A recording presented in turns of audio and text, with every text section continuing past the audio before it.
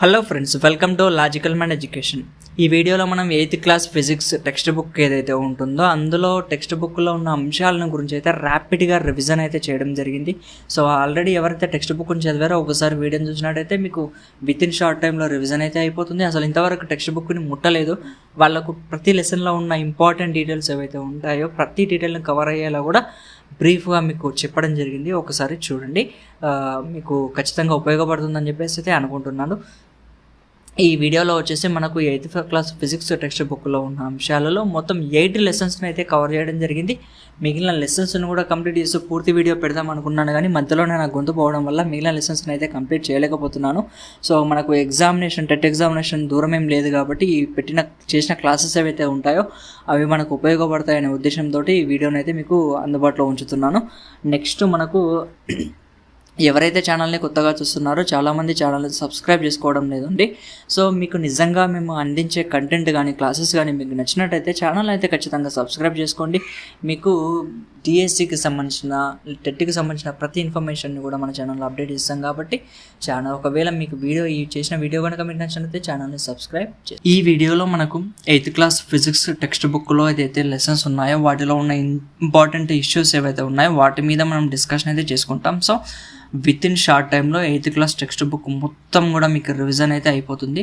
So ఇది మనకు 2 రకాలుగా ఉపయోగపడుతుందండి. ఎవరైతే కొత్తగా చదువుతున్నారో వాళ్ళకి ఏంటి అంటే అసలు టెక్స్ట్ బుక్కే చదవలేదు, ఆల్రెడీ కొంత సమయం మాత్రమే ఉంది కాబట్టి వాళ్ళకు టెక్స్ట్ బుక్లో ఉన్న అంశాల మీద ఇంపార్టెంట్ ఏవైతే టాపిక్స్ ఉన్నాయో వాటి మీద ఒక ఓవర్వ్యూ అనేది వస్తుంది. ఒకవేళ ఎగ్జామినేషన్లో బిట్లు అడిగినట్టయితే మీకు డైరెక్ట్గా ఇందులోంచి వచ్చే అవకాశం కూడా చాలా ఎక్కువగా ఉంటుంది అన్నమాట. ఇంకా రెండవ విషయం వచ్చేసి మనకి ఎవరైతే చదివి ఉన్నారో వాళ్ళకు వెరీ ర్యాపిడ్గా రివిజన్ అయితే అయిపోతుందండి. సో ఓవరాల్గా ఈ క్లాస్ అనేది మీ రివిజన్ పర్పస్ కోసం ఉపయోగించేటట్టు ప్రిపేర్ చేయడం జరిగింది. ఇందులో మనకు మొట్టమొదటి లెసన్ వచ్చేసి బలం అనే టాపిక్ అండి. ఈ బలంలో మనకు 2 రకాల బలాలను గురించి తెలియజేయడం జరిగింది. ఒకటి స్పర్శా బలం వచ్చేసి, రెండవది వచ్చేసి క్షేత్ర బలాలు. స్పర్శా బలాలు అంటే ఏం లేదు అండి, 2 వస్తువుల మధ్య డైరెక్ట్ కాంటాక్ట్ అంటే ప్రత్యక్ష స్పర్శ ఉన్నట్లయితే, 2 ఒకదానినొకటి తాకుతున్నట్టయితే అప్పుడు పని చేస్తే దాన్ని స్పర్శా బలం అని చెప్పేసి అయితే అంటారు. ఒకవేళ 2 వస్తువులు అనేవి డైరెక్ట్ కాంటాక్ట్లో కానీ ప్రత్యక్ష స్పర్శలో లేకుండా అంటే 2 ఒకదానికొకటి దూరంగా ఉన్నప్పటికీ కూడా వాటి మధ్య బలాలు పనిచేస్తున్నట్టయితే వాటిని క్షేత్ర బలాలు అని చెప్పేసి అయితే అంటారు. సో మనకు ఇందులో వచ్చేసి క్షేత్ర బలాల్లో, స్పర్శ బలాల్లో వివిధ రకాలైన బలాలు అనేవి ఉంటాయి. సో మన క్షేత్ర బలాల్లో ఎటువంటి రకాలు ఉన్నాయి, ఒకటి వచ్చేసి అయస్కాంత బలం అని చెప్పేసి అంటాం, రెండవది వచ్చేసి స్థావర విద్యుత్ బలం అంటాం, గురుత్వాకర్షణ బలం అంటాం. సో ఈ 3 రకాల బలాలను గురించి మనకి ఈ టాపిక్లో ఎక్స్ప్లెయిన్ చేయడం జరిగింది. అయస్కాంత బలం అంటే మనకు అందరికీ తెలిసిన విషయమే, 6వ తరగతి టెక్స్ట్ బుక్ లెసన్కి సంబంధించిన డీటెయిల్లో అందులో చెప్పుకున్నాం.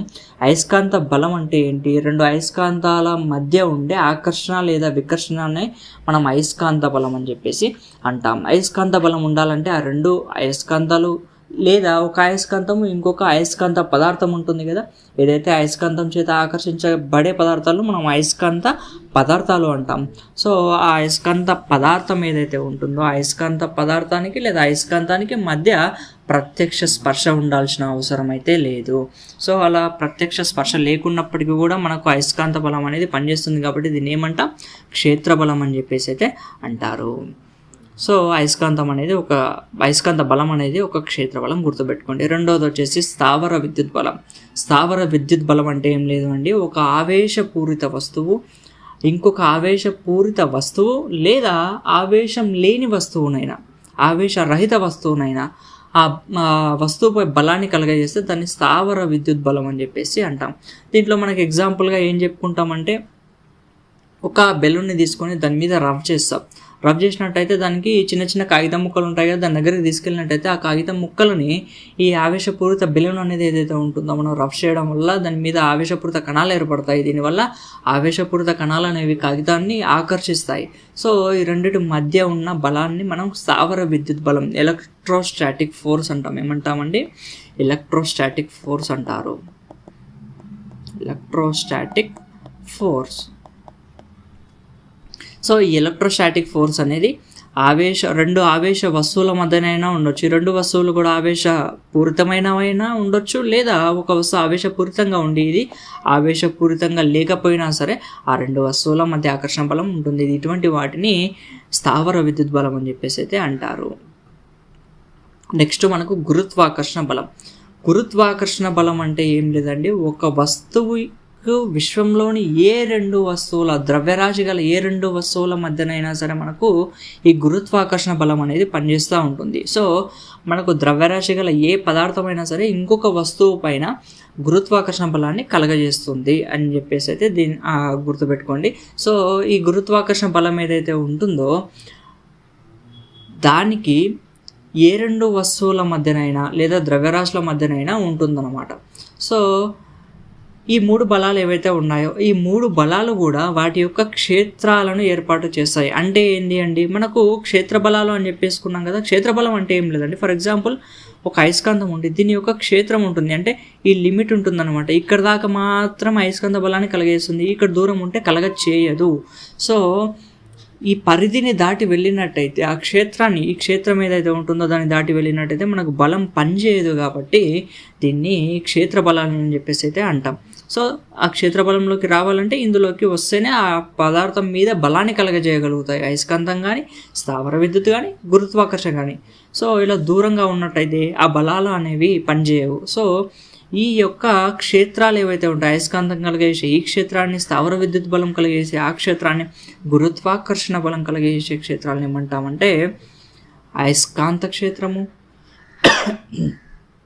స్థావర విద్యుత్ క్షేత్రము లేదా అండ్ మనకు గురుత్వాకర్షణ క్షేత్రాలు అని చెప్పేసి అయితే అంటాము. సో ఇక్కడ సింపుల్గా గుర్తుపెట్టుకోండి, అయస్కాంతాల మధ్య ఉండే, అయస్కాంతం చుట్టూ ఉండే క్షేత్రాన్ని అయస్కాంత క్షేత్రం అంటాం. ఇక్కడ విద్యుదావేశాల చుట్టూ ఉండే క్షేత్రాన్ని విద్యుత్ క్షేత్రం అంటాం. ఏదైతే ద్రవ్యరాశులు గల పదార్థాలు ఏవైతే ఉంటాయో, వస్తువులు ఏవైతే ఉంటాయో వాటికి మధ్య ఉండే అది కలిగేసే క్షేత్రాన్ని ఏమంటామంటే గురుత్వాకర్షణ క్షేత్రం అని చెప్పేసి అయితే అంటాము. రైట్ అండి, మనకు అయస్కాంత క్షేత్రం అయిపోయింది, దాని తర్వాత స్థావర విద్యుత్ బలం దానికి సంబంధించిన క్షేత్రం అయిపోయింది, గురుత్వాకర్షణ బలం అయిపోయింది కదా. ఇప్పుడు స్పర్శ బలాల్లోకి వెళ్ళిపోదాం. మనకు స్పర్శ బలం అంటే ఏం లేదండి, రెండు వస్తువుల మధ్య డైరెక్ట్ కాంటాక్ట్ ఉండాలి. సో ఫర్ ఎగ్జాంపుల్ మన కండర బలం అని చెప్పేసి ఒక ఎగ్జాంపుల్ ఇచ్చాడు. కండర బలం అంటే ఏంది, మన కండరాలు ఒక వస్తువుని లేపాలి అనుకున్నప్పుడు ఆ వస్తువుని మనం పట్టుకుంటేనే మన కండరాలు ఆ వస్తువు యొక్క ద్రవ్యరాశిని లేపడానికి మనకు ఉపయోగపడతాయి. సో ఇక్కడ డైరెక్ట్గా మనకు కాంటాక్ట్ లేదా స్పర్శ ఉంది కాబట్టి ఇటువంటి బలాన్ని మనం కండర బలం అని చెప్పేసి అయితే అంటాం. మన కండర బలాన్ని రకరకాలుగా మనం ఉపయోగించుకుంటాం. ఫర్ ఎగ్జాంపుల్గా ఏదైనా వస్తువును పట్టుకోవాలన్నా, నడవాలన్నా, పరిగెత్తాలన్నా, రక్త ప్రసరణలో కూడా మన కండర బలం ఉపయోగపడుతుంది. శ్వాస పీల్చినప్పుడు ఊపిరితిత్తులు కూడా సంకోచ వ్యాకోచాలకు గురవుతాయి కదా, అందులో కూడా కండర బలం ఉంటుంది. హృదయ స్పందనలో కూడా కండర బలం అనేది పనిచేస్తుంది. నెక్స్ట్ మనకు ఘర్షణ గురించి మాట్లాడుకుంటే, ఘర్షణ అనే దాన్ని సింపుల్గా చెప్పుకోవాలి అంటే రెండు వస్తువుల మధ్య చలనాన్ని నిరోధించే బలాన్నే ఘర్షణ బలం అంటాం. ఫర్ ఎగ్జాంపుల్ ఇక్కడ ఒక టేబుల్ ఉంది, దీని మీద ఒక బాల్ని మనం ఇలా దొర్లించామనుకోండి, ఆ బాల్ అనేది దొర్లేటప్పుడు ఏదో ఒక దగ్గర అది ఆగిపోవడం జరుగుతుంది అన్నమాట. సో ఇక్కడ ముందుకెళ్ళి ఆగిపోవడం జరుగుతుంది కదా. ఇలా ఆగిపోవడానికి రీజన్ ఏంటి అంటే ఆ రెండు వస్తువుల మధ్య ఉన్న ఘర్షణ బలము. సో ఇక్కడ ఈ తలం పైన ఘర్షణ బలం ఏ విధంగా పనిచేస్తుంది, ఫర్ ఎగ్జాంపుల్ ఈ బాల్ అనేది ఈ డైరెక్షన్లో వెళ్తుంది అనుకోండి, ఈ ఘర్షణ బలం అనేది రివర్స్ డైరెక్షన్లో పనిచేయడం జరుగుతుంది. మొత్తానికి చలనాన్ని నిరోధించేదే ఘర్షణ బలం అని చెప్పేసి అయితే గుర్తుపెట్టుకోండి.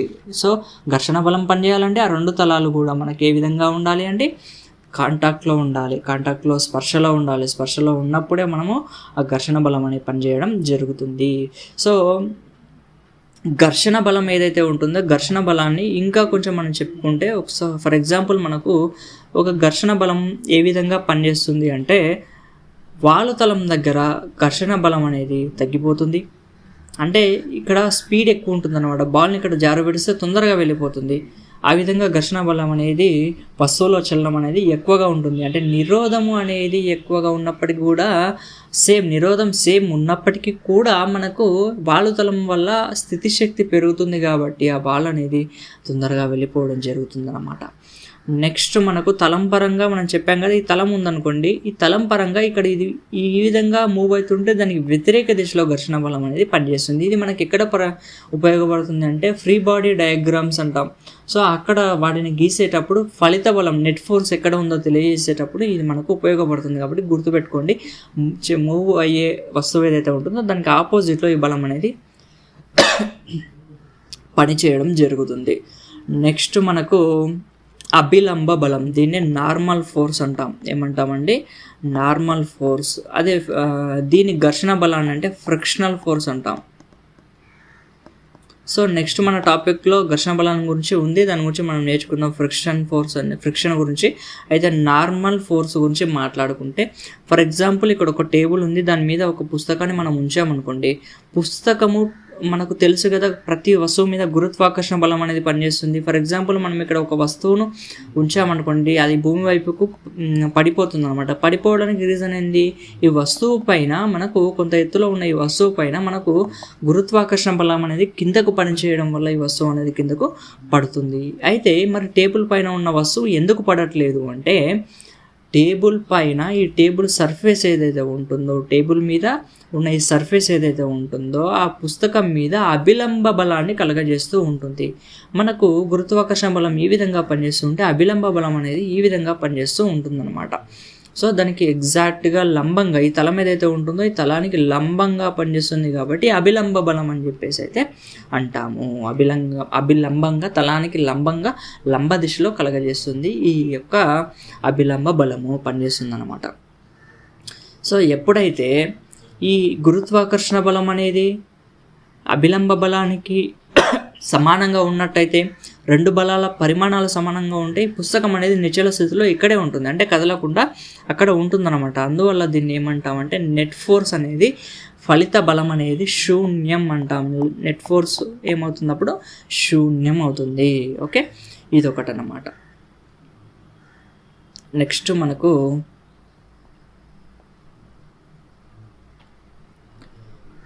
ఓకే తన్యత గురించి మాట్లాడుకుందాం. తర్వాత అభిలంబ బలం అయిపోయింది కదా, ఇప్పుడు తన్యత గురించి మనం మాట్లాడుకుందామండి. Just second. తన్యత గురించి మనం మాట్లాడుకుంటే, తన్యతని మనం ఇంగ్లీష్లో ఏమంటామంటే టెన్షన్ అని చెప్పేసి అయితే అంటారు. తన్యతనే మనం ఏమంటామంటే టెన్షన్ అని చెప్పేసి అయితే అంటారు. టెన్షన్ అని చెప్పేసి ఇంగ్లీష్లో అంటారండి. ఏం లేదండి, మనకు ఒక వస్తువుని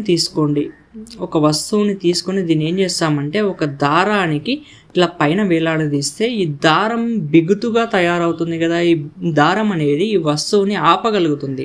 ఇలా ఆపగలిగిన ఈ బలాన్ని ఏమంటారంటే తన్యతా బలం అని చెప్పేసి అంటారు. ఇక్కడ కూడా మనకు వస్తువు కాంటాక్ట్లో ఉంటుంది కాబట్టి ఇది ఒక స్పర్శా బలం.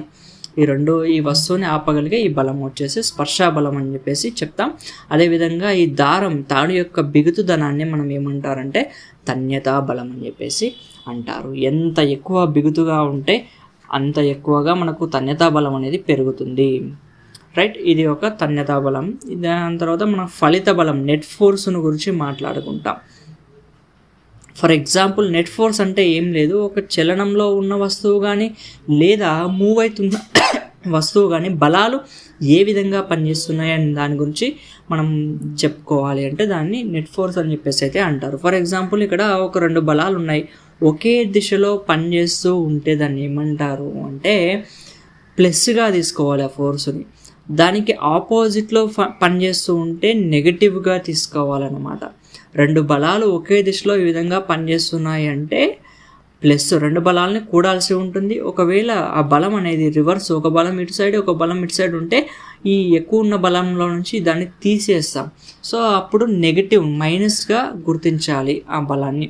ఫర్ ఎగ్జాంపుల్గా మనకు రకరకాల ఉదాహరణలు అయితే ఇవ్వడం జరిగిందండి. ఫర్ ఎగ్జాంపుల్ మనకు ఇక్కడ F1 అనే ఒక ఫోర్స్ ఉంది అనుకుందాం.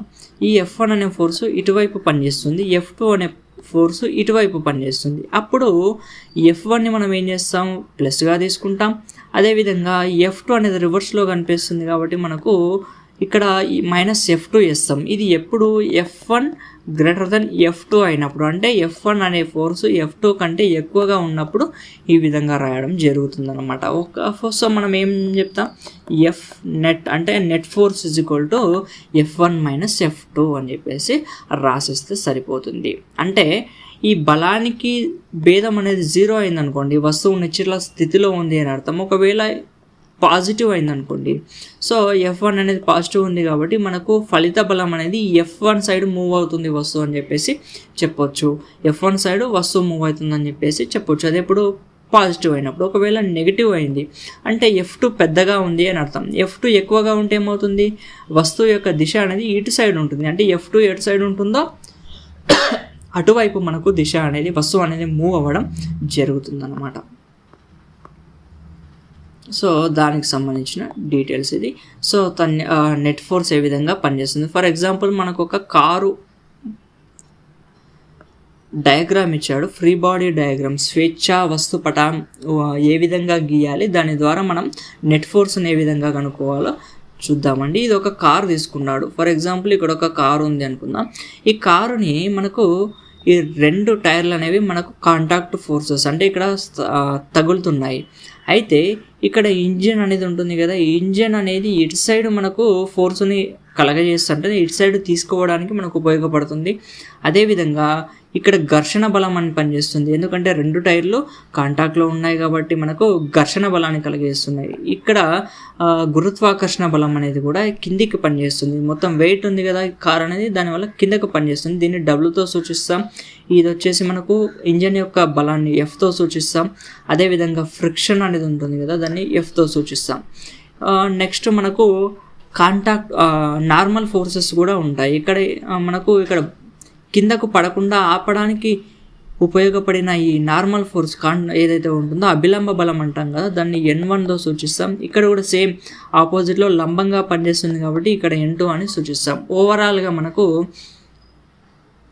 ఏమవుతుంది, X అక్షం వెంట మనం తీసుకున్నట్టయితే, అంటే ఫర్ ఎగ్జాంపుల్ ఈ అక్షం వెంట మనం తీసుకున్నట్టయితే F నెట్ ఏమవుతుంది ఒకసారి మనం చూద్దాం. F నెట్ ఫోర్స్ ఏమవుతుంది అంటే F - F. ఇక్కడ F - F అవుతుందన్నమాట. ఆల్రెడీ మనకు గురుత్వాకర్షణ బలము అభిలంబ బలాలు 2 సేమ్ ఉంటాయి కాబట్టి ఇక్కడ మనం రాసుకోవట్లేదు. అయితే ఈ ఇంజన్ ఒకవేళ మూవ్ అవుతుంది లేదు అంటే ఫ్రిక్షనల్ ఫోర్స్ని దాటుకొని మూవ్ అవ్వాల్సి ఉంటుందన్నమాట. సో దాని ఆధారంగా చేసుకొని ఇక్కడ ఇది F - Fగా మారుస్తాం. ఒకవేళ Y అక్షం వెంబడి, అంటే మనకు ఈ అక్షం వెంబడి మాత్రమే చూసినట్టయితే మనకు 2 ఫోర్సెస్ ఉన్నాయి. ఒకటి F ఉంటుంది, ఒకటి ఘర్షణ బలం ఉంటుంది, ఒకటి ఇంజన్ యొక్క సామర్థ్యం ఉంటుంది. దాన్ని ఈ విధంగా రాస్తాం. సో F నెట్ ఏ దిశలో, Y అక్షం వైపుగా, అంటే ఈ విధంగా ఈ దిశలో మనం చూసుకున్నట్టయితే ఎక్కడ ఉంటుందండి, ఎన్ని ఫోర్సెస్ పనిచేస్తున్నాయి, N1 + N2 ఉంది, -W ఉంది. ఈ 2 రకాలుగా మనం రాసుకుంటాం. అర్థమైంది కదా మనకు. 2 రకాలుగా మనం నెట్ ఫోర్సెస్ని రాసాం. X అక్షం అంటే ఈ X అక్షం ఉంటుంది కదా, ఈ దిశలో ఉంటుంది కదా, ఆ దిశలో గురించి మాట్లాడుకున్నాం. ఈ దిశలో గురించి మనం మాట్లాడుకున్నాం. నెక్స్ట్ Y అక్షం అంటే ఈ దిశలో మనం మాట్లాడుకుంటాం. సో F అక్షంలో X అక్షంపై మనకు 2 రకాల ఫోర్సెస్ అనేవి అప్లై అవ్వడం జరిగింది. Y అక్షంపై మనకు 3 రకాల ఫోర్సెస్ అనేవి అప్లై అవ్వడం జరిగింది అనమాట. అంటే 2 నార్మల్ ఫోర్సెస్ అంటాం, 2 ఏమంటారంటే నార్మల్ ఫోర్సెస్ అని చెప్పేసి అంటాం. ఇంకోటి వచ్చేసి మనకు గురుత్వాకర్షణ బలం. ఈ రెండింటిని ఈ విధంగా రాసాం. ఎందుకు రాసాం, ఇక్కడ సేమ్ 2 ఒకటి డైరెక్షన్లో ఉన్నాయి కాబట్టి ప్లస్ రాసాం. ఇది ఆపోజిట్ డైరెక్షన్లో పనిచేస్తుంది కాబట్టి నెగిటివ్ మైనస్గా రాయడం జరిగింది. సో ఇదండి ఓవరాల్గా మనకు ఫలిత బలం గురించి. బలం యొక్క SI యూనిట్ గురించి మనం మాట్లాడుకుంటాం. బలంకి SI యూనిట్ మనం ఏమంటారంటే, బలం యొక్క SI యూనిట్ వచ్చేసి న్యూటన్ అంటారండి. న్యూటన్. ఇది గుర్తుపెట్టుకోండి. మనం డైరెక్ట్గా బిట్ కూడా అడిగే అవకాశం ఉంటుంది. సో అది డైరెక్ట్గా గుర్తుపెట్టుకోండి. బలం యొక్క SI ప్రమాణం వచ్చేసి న్యూటన్ అంటారు. నెక్స్ట్ పీడనం గురించి. పీడనం అంటే ఏం లేదు అండి, ఒక ప్రమాణ వైశాల్యం. ఇది ఒక ప్రమాణ వైశాల్యంపై కలగజేసే బలాన్ని ఫర్ ఎగ్జాంపుల్ ఒక వస్తువు ఈ విధంగా ఉంది. మనం ఒక పెన్నుని తీసుకున్నాం. ఈ ప్రమాణ వైశాల్యం గింతే వైశాల్యంలో మనం పెన్ను యొక్క బలాన్ని ప్రయోగిస్తున్నాం అనుకుందాం. అంటే ఇక్కడ ప్రయోగించే బలాన్ని మనం ఏమంటాము అంటే పీడనము అని చెప్పేసి అంటారన్నమాట. సో ఒక ప్రమాణ వైశాల్యం గల తలంపై లంబంగా పనిచేసే బలం, ఈ పనిచేసే బలం ఏ విధంగా ఉండాలి, లంబంగా ఉండాలి. సో ఈ బలాన్ని మనం పీడనం అంటాం. సో దీని యొక్క ఫార్ములా వచ్చేసి బలం బై వైశాల్యం అని చెప్పేసి రాస్తారు. దీని యొక్క ప్రమాణాన్ని వచ్చేసి Nm/m². ఇది SI ప్రమాణం. ఏమంటారండి, SI ప్రమాణము. ఓకే, పీడనం దానికి సంబంధించిన డీటెయిల్స్. ఇప్పుడు ఒక స్పర్శ వైశాల్యాన్ని బట్టి ఈ పీడనం ఏ విధంగా మారుతుంది అని చెప్పేసి అయితే నేర్చుకుంటే దీంతో బలం అనే టాపిక్ అనేది మనకు కంప్లీట్ అయిపోతుంది. నెక్స్ట్ మనం ఘర్షణ అనే టాపిక్లోకి వెళ్ళిపోతామండి. సో పీడనం అనేది ఫర్ ఎగ్జాంపుల్ మనకు ఉపరితల వైశాల్యం ఎక్కువగా ఉంది అనుకోండి. ఫర్ ఎగ్జాంపుల్ ఒక చిన్న సూదిని తీసుకొని చేతి మీద గుచ్చుకోండి, మనకు నొప్పి పుడుతుంది. అదే ఒక పెద్ద దొడ్డు కర్రని తీసుకుంటే ఎక్కువ బలాన్ని ప్రయోగించాల్సి ఉంటుంది, కానీ నొప్పి అనేది కొంచెం తక్కువ వేస్తుంది. అదే ఒక సూదిని గుచ్చామనుకుని డైరెక్ట్గా మన చర్మంలోకి దిగిపోతుంది అనమాట. సో ఈ వైశాల్యము ఏదైతే ఉపరితల వైశాల్యము దాన్ని ఆధారంగా చేసుకొని మనకు లోతుగా దిగుతుంది అనమాట.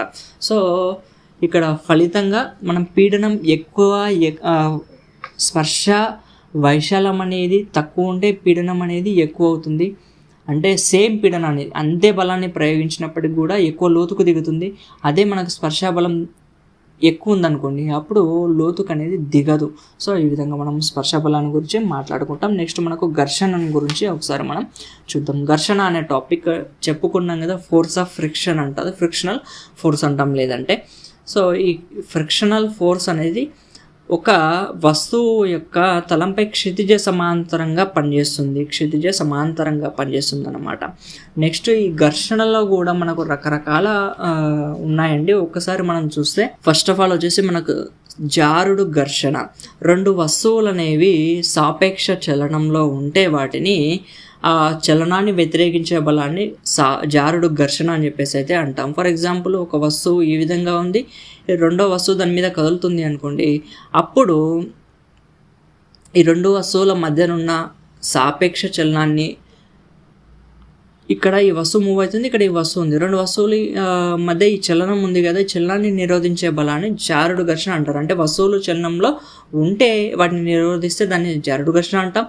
ఆ వస్తువులు చలనంలో కాకుండా నిశ్చల స్థితిలో ఉండాలి, అంటే సేమ్ ఈ విధంగా ఉండాలి, కదలకుండా ఉంటే దాన్ని ఏమంటామంటే స్థైతిక ఘర్షణ అని చెప్పేసి అంటారు. ఆ రెండు తలాల మధ్య ఉన్న ఘర్షణనే స్థైతిక ఘర్షణ అని చెప్పేసి అంటాము. సో ఈ స్థైతిక ఘర్షణ మనకు స్వయం సర్దుబాటును కలిగి ఉంటుంది. సెల్ఫ్ అడ్జస్టబుల్ ఫోర్స్ అంటాం.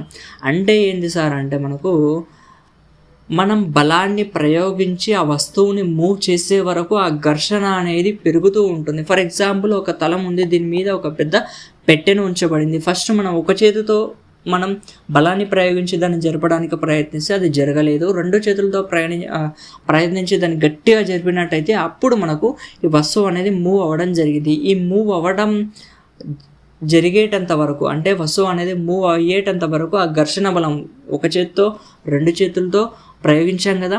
ఎప్పుడైతే వస్తువు మూవ్ అవ్వడానికి ముందు ఆ ప్రయోగించిన బలాన్ని మనం వ్యతిరేకిస్తూ స్థైతిక ఘర్షణ అనేది పనిచేసింది. అంటే స్థైతిక ఘర్షణ అనేది అప్పటిదాకా రెసిస్ట్ చేసింది, ఆపగలిగింది. ఆ విధంగా మనకు స్థైతిక ఘర్షణ అనేది పెరిగిందనమాట. సో ఆ స్థైతిక ఘర్షణని మనం స్వయం సర్దుబాటు దశ అని చెప్పేసి అంటారు. అందువల్ల స్పర్శ వైశాల్యం ఇంకొక ఇంపార్టెంట్ బిట్ అనేది గుర్తుపెట్టుకోండి. స్పర్శ వైశాల్యంతో సంబంధం లేకుండా మనకు ఘర్షణ బలం అనేది ఒకే విధంగా ఉంటుంది అని చెప్పేసి గుర్తుపెట్టుకోండి. ఫర్ ఎగ్జాంపుల్ ఇక్కడ ఒక వస్తువు ఉంది, ఇదే వస్తువు ఇలా అడ్డం తిరిగి ఉంది. ఈ వస్తువు పైన ఇక్కడున్న దానిపైన ఘర్షణ బలం అనేది సేమ్ ఒకే విధంగా పనిచేస్తుంది అని చెప్పి గుర్తుపెట్టుకోండి.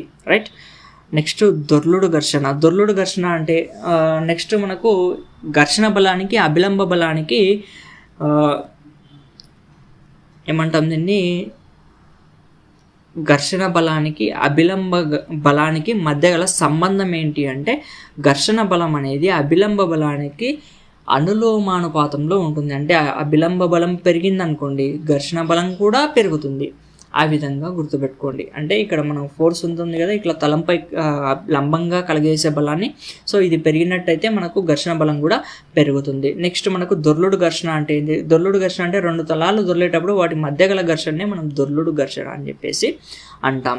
ఇంతకు మనకు ఘర్షణ గురించి మాట్లాడుకున్నాం కదా, ఘర్షణ ద్వారానే మనము నడవడానికి గల కారణం వచ్చేసి ఘర్షణ అండి. మన పాదాలకు మరియు భూమి యొక్క తలానికి మధ్య ఘర్షణ వల్లనే మనం నడవగలుగుతున్నాం. ఒకవేళ ఆ ఘర్షణ బలమే లేకున్నట్టయితే మనం ఏమవుతుంది, ఆ రెండు తలాల మధ్య మనం జారి కింద పడడం జరుగుతుంది అనమాట.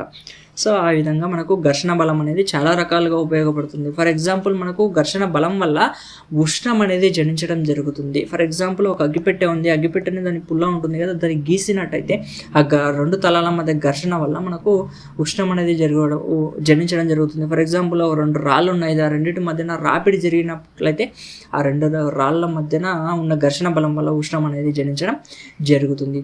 అయితే కొన్నిసార్లు మన ఘర్షణ బలం అనేది చాలా రకాలుగా ఉపయోగపడుతుంది. కొన్ని సందర్భాల్లోనేమో ఆ ఘర్షణ బలం అనేది మనకు ఉపయోగపడదు. ఫర్ ఎగ్జాంపుల్గా మనకు నడిచేటప్పుడు మన కాళ్ళకు గ్రిప్ ఉండడానికి చెప్పులు వేసుకుంటాం కదా, చెప్పులకు ఇట్లా అడుగు భాగంలో గ్రిప్స్ ఉంటాయండి. ఆ గ్రిప్స్ అనేవి ఘర్షణ బలాన్ని పెంచడానికి మనకు సహాయపడతాయి. దీనివల్ల మనం కంఫర్టబుల్గా జారకుండా నడవగలుగుతాము. ఇంకొక సందర్భంలో ఏముంటుంది, ఘర్షణ బలం అనేది వ్యతిరేక ఫలితాలను ఇస్తుంది. ఫర్ ఎగ్జాంపుల్ మనకు ఇంజన్ నడుస్తున్నప్పుడు హీట్ అనేది ప్రొడ్యూస్ అవ్వడం జరుగుతుంది. ఎక్కువ హీట్ ప్రొడ్యూస్ అయింది అనుకోండి, అప్పుడు ఏమవుతుంది, మనకు ఇంజన్ యొక్క సామర్థ్యం తగ్గుతుంది. కాబట్టి అలా ఇంజన్ అనేది సింపుల్గా నడవాలంటే మనం నూనెలు, గ్రీజులు లేదా కందెనలు వంటి లూబ్రికాంట్స్ని వాడడం జరుగుతుంది. లూబ్రికాంట్స్ అంటాం వీటినే. ఇవి ఏం పని చేస్తాయంటే మనకు రెండు తలాల మధ్య ఒక పొరను ఏర్పాటు చేసి ఆ ఘర్షణ బలం అనేది తగ్గడానికి మనకు ఉపయోగపడతాయి. సో మనకు ఫర్ ఎగ్జాంపుల్గా సైకిల్ ఉంటుంది కదా, సైకిల్ని మనం తొక్కుతున్నాం, ఘర్షణ బలం వల్ల మనకు ఆ సైకిల్ అనేది ఫాస్ట్గా వెళ్ళదు. సో ఆ ఘర్షణ బలం లేకున్నట్టయితే ఇంకా చాలా ఫాస్ట్గా వెళ్తుంది అనమాట. సో అదొక ఎగ్జాంపుల్గా మనం చూసుకోవచ్చు.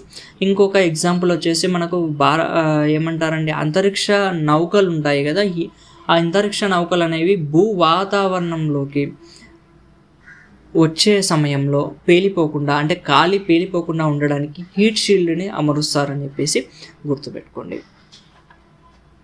నెక్స్ట్ ఇంకోటి వచ్చేసి మనకు వాహనాల టైర్ల మధ్యన కూడా మనకు గ్రిప్స్ని ఏర్పాటు చేయడం జరుగుతుంది, ఘర్షణ పెంచడం జరుగుతుంది. దానివల్ల టైర్లు జారకుండా బ్రేకింగ్ అనేది చాలా బాగా ఉంటుందన్నమాట. జిమ్నాస్టిక్స్ చేసే వ్యక్తులు ఉంటారు కదా, వీళ్ళు వాళ్ళ చేతులు జారకుండా పౌడర్ని రాసుకుంటారు. దానివల్ల ఘర్షణ బలం అనేది పెరిగి జారకుండా ఉంటారు. వాహనాల యొక్క చక్రాలు, ఫర్ ఎగ్జాంపుల్ మనకు ఒక సూట్ కేసు ఉందనుకోండి, సూట్ కేసుని మనం సింపుల్గా మోసుకుపోకుండా దాని కింద చక్రాలు అమర్చినట్టయితే ఈజీగా మనకు తక్కువ బలంతో మనం సూట్ కేసుని లాగగలుగుతాం. దీనివల్ల ఏమైందంటే ఘర్షణకు చక్రాల రౌండ్ ఉంది కదా, ఆ స్థితి చేంజ్ అవ్వడం వల్ల మనకి ఏమైంది అంటే ఘర్షణ బలం అనేది తగ్గుతుంది. కాబట్టి ఈజీగా మనకు మూవ్ అవుతుంది. బాల్ బేరింగ్స్ అనేవి ఉంటాయి. బాల్ బేరింగ్ సూత్రం అని చెప్పేసి అంటారు. బాల్ బేరింగ్స్ అంటే ఏం లేదండి, బాల్ బేరింగ్స్ ఉంటాయి కదా, ఇట్లా వృత్తాకారంలో ఉన్న బాల్స్ ఉంటాయి కదా, వీటిని బేరింగ్స్ని లాగా ఉపయోగిస్తారనమాట. రెండు వస్తువుల మధ్యన ఉంచినట్టయితే ఏమవుతుంది, ఆ రెండు వస్తువులు ఈజీగా మనకు మూవ్ అవ్వడం జరుగుతుంది.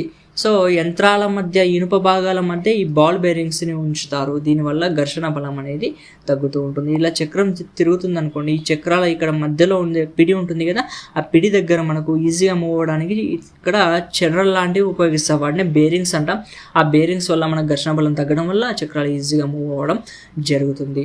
నెక్స్ట్ ద్రవాలలో కూడా మనకు ఘర్షణ బలం అనేది ఉంటుంది. ఫర్ ఎగ్జాంపుల్ మనకు ద్రవతలానికి ఇలా ఒక గ్లాస్ తీసుకున్నాం, ఇక్కడ ద్రవాన్ని నింపామనుకోండి, ఈ ద్రవ తలానికి గాజు యొక్క గ్లాసు తలానికి, రెండు తలానికి మధ్య ఘర్షణ బలం వల్ల, ఫర్ ఎగ్జాంపుల్ మనం ఒక స్పూన్ తీసుకొని ఈ విధంగా తిప్పామనుకోండి, కొద్దిసేపటికే ఆ నీరు తిరుగుతుంది కానీ కొద్దిసేపు అయిన తర్వాత ఆగిపోతుంది.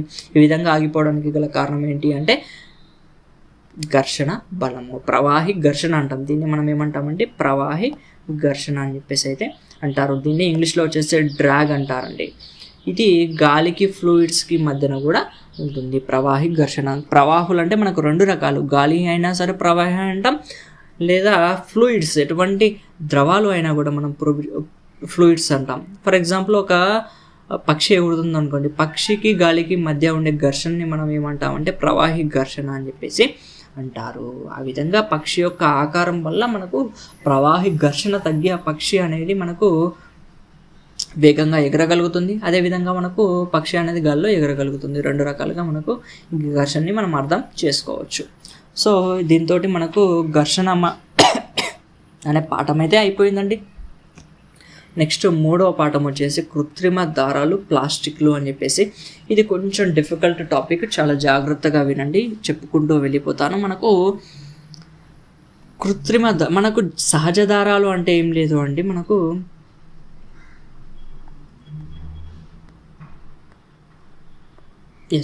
నూలు, ఉన్ని, తర్వాత సిల్క్ ఇలాంటి దారాలు ఉంటాయి కదా, వీటిని మనం సహజ దారాలు అంటే జంతువులు లేదా మొక్కల నుండి మనకు దారాలు వస్తే వాటిని ఏమంటామంటే సహజ దారాలు అంటారు. వివిధ కృత్రిమ దారాలు లేదా సింథటిక్ ఫైబర్స్ అంటాం. సింథటిక్ ఫైబర్స్ అంటే ఏమిటండి, ఇవి వచ్చేసి మనకు వివిధ రసాయనాల ద్వారా తయారు చేయడం జరుగుతుంది. ఇటువంటి వాటిని మనకు సింథటిక్ దారాలు లేదా కృత్రిమ దారాలు అని చెప్పేసి అయితే అంటారు.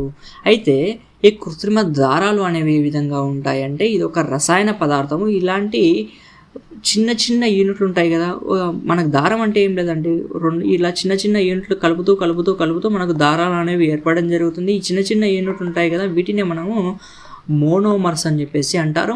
ఈ చిన్న చిన్న యూనిట్ల తర్వాత ఒక్కొక్కటి కలిసి మనకు పాలిమర్స్ ఏర్పడడం జరుగుతుంది. పెద్ద యూనిట్లు అంటాం వీటిని. ఈ మోనోమర్స్ కలిపి పాలిమర్స్ ఏర్పడడం జరుగుతుంది. ఈ పాలిమర్స్ని మనం పెద్ద యూనిట్లు అంటాం. ఈ పదాలు ఎక్కడి నుంచి వచ్చాయంటే గ్రీకు భాష నుంచి వచ్చాయి. పాలి అంటే ఎక్కువ, మెర్ర అంటే భాగము లేదా యూనిట్, అంటే పాలిమర్ అంటే ఎక్కువ భాగాలు లేదా ఎక్కువ యూనిట్లు అని చెప్పేసి అయితే అర్థం చేసుకోవచ్చు. వీటిని కృత్రిమ దారాలని మనం మానవ నిర్మిత దారాలు అని చెప్పేసి కూడా చెప్తాము. నెక్స్ట్ సింథటిక్ దారాలని, సహజ దారాలని మనం ఏ విధంగా డిఫరెన్షియేట్ చేయగలుగుతాం అంటే గుర్తించగలుగుతాం, ఏది సింథటిక్ దారము ఏది నేచురల్ దారం అని గుర్తించగలుగుతాం అంటే, ఒకటి వచ్చేసి మనం బర్నింగ్ టెస్ట్ అండి. బర్నింగ్ టెస్ట్ వచ్చేసి మనకు జుట్టు కాలిన వాసన వస్తుంది అనుకోండి, దాన్ని ఏమంటామంటే ఉన్ని లేదా పట్టుని ఆ దారాల్లో వాడారు. ఒక బట్టను తీసుకొని కాల్స్తే జుట్టు కాలిన వాసన వస్తుందంటే ఉన్ని లేదా పట్టు దారం అని చెప్పేసేయచ్చు. లేదా కాగితం కాలిన వాసన వస్తుంది అనుకోండి, నూలు లేదా రేయన్ దారం అని చెప్పేసి అనవచ్చు. నూలు లేదా రేయన్ దారం. తర్వాత జ్వాలతో కరుగుతూ ఉన్నట్టయితే దాన్ని మనం ఏమంటారంటే నైలాన్ లేదా అక్రిలిక్ దారం అని చెప్పేసి అంటారు. నైలాన్ లేదా అక్రిలిక్ దారము. రైట్. ఇందులో మనకు ఈ విధంగా మనం బర్నింగ్ టెస్ట్ను ఉపయోగించి దారాలను ఏ దారము అని గుర్తించడానికి ఉపయోగపడుతుంది. అయితే నెక్స్ట్ మనకు నైలాన్ దారం అనే దాని గురించి మాట్లాడుకుందాం. మొట్టమొదటిగా ఏర్పాటు చేసిన మొట్టమొదటి కృత్రిమ దారం ఏది అంటే నైలాన్ దారం అండి. ఈ నైలాన్ దారం అనేది ఏ విధంగా తయారు చేశారు, నేలబొగ్గు, నీరు, గాలిని కలిపి మనకు ఈ నైలాన్ దారాన్ని తయారు చేయడం జరిగింది. ఇది మొట్టమొదటి కృత్రిమ దారము. ఇది 2వ ప్రపంచ యుద్ధ కాలంలో ఎక్కువగా ప్రాచుర్యంలోకి వచ్చింది. అయితే ఈ నైలాన్ దారం అనేది ఏ విధంగా ఏ రసాయన యూనిట్ అంటే ఒక పాలిఅమైడ్స్ అనే రసాయన యూనిట్ల ద్వారా తయారు చేయడం జరిగిందండి. దీంట్లో ఉండే పాలిఅమైడ్స్ ఏమంటే hexamethylene monomer plus diamine plus adipic యాసిడ్తో కలిపి నైలాన్ దారాన్ని తయారు చేస్తారు. ఏంటండి, hexamethylene monomer, diamine, adipic acid, ఈ 3 కలిపి మనకు వివిధ రకాల పద్ధతి ఉంటుంది. ఇది ఏ విధంగా తయారు చేసే పద్ధతి అని మన టెక్స్ట్ బుక్లో ఇవ్వడం జరిగింది. దాన్ని వదిలేస్తే మనకు ఈ రసాయనం పేరు గుర్తుపెట్టుకోండి, నైలాన్ యొక్క రసాయనం ఏది అని చెప్పేసి. Hexamethylene monomer plus diamine plus adipic acid.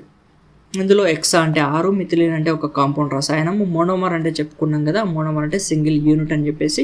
Next die amine, amines ఎన్ని ఉంటాయి, 2 ఉంటాయి, డై అమైన్ అంటాం. తర్వాత అడిపిక్ యాసిడ్ ఉంటుంది.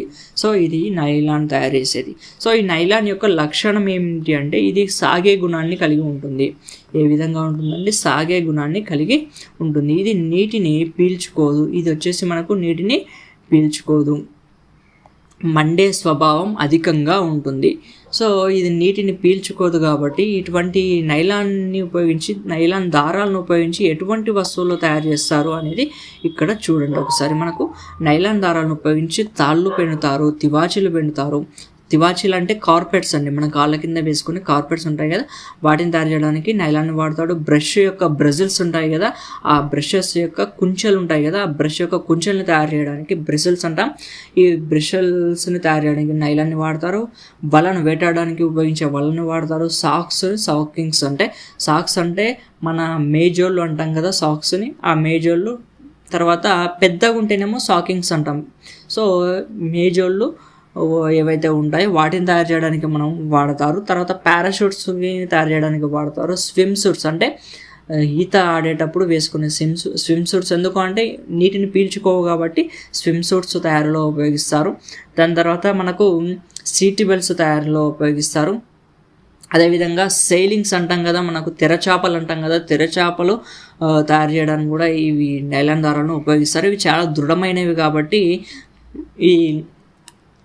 ఇలాంటి సందర్భాల్లో మనం వాడడం జరుగుతుందన్నమాట. పారాషూట్స్లో ఎందుకు వాడతామంటే ఇవి చాలా దృఢమైనవి, ఎంత ఈజీగా తెగిపోవు. దాదాపు దీనికి ఏ విధంగా అంటే ఒక స్టీలు తీగకున్న బలం ఉంటుంది.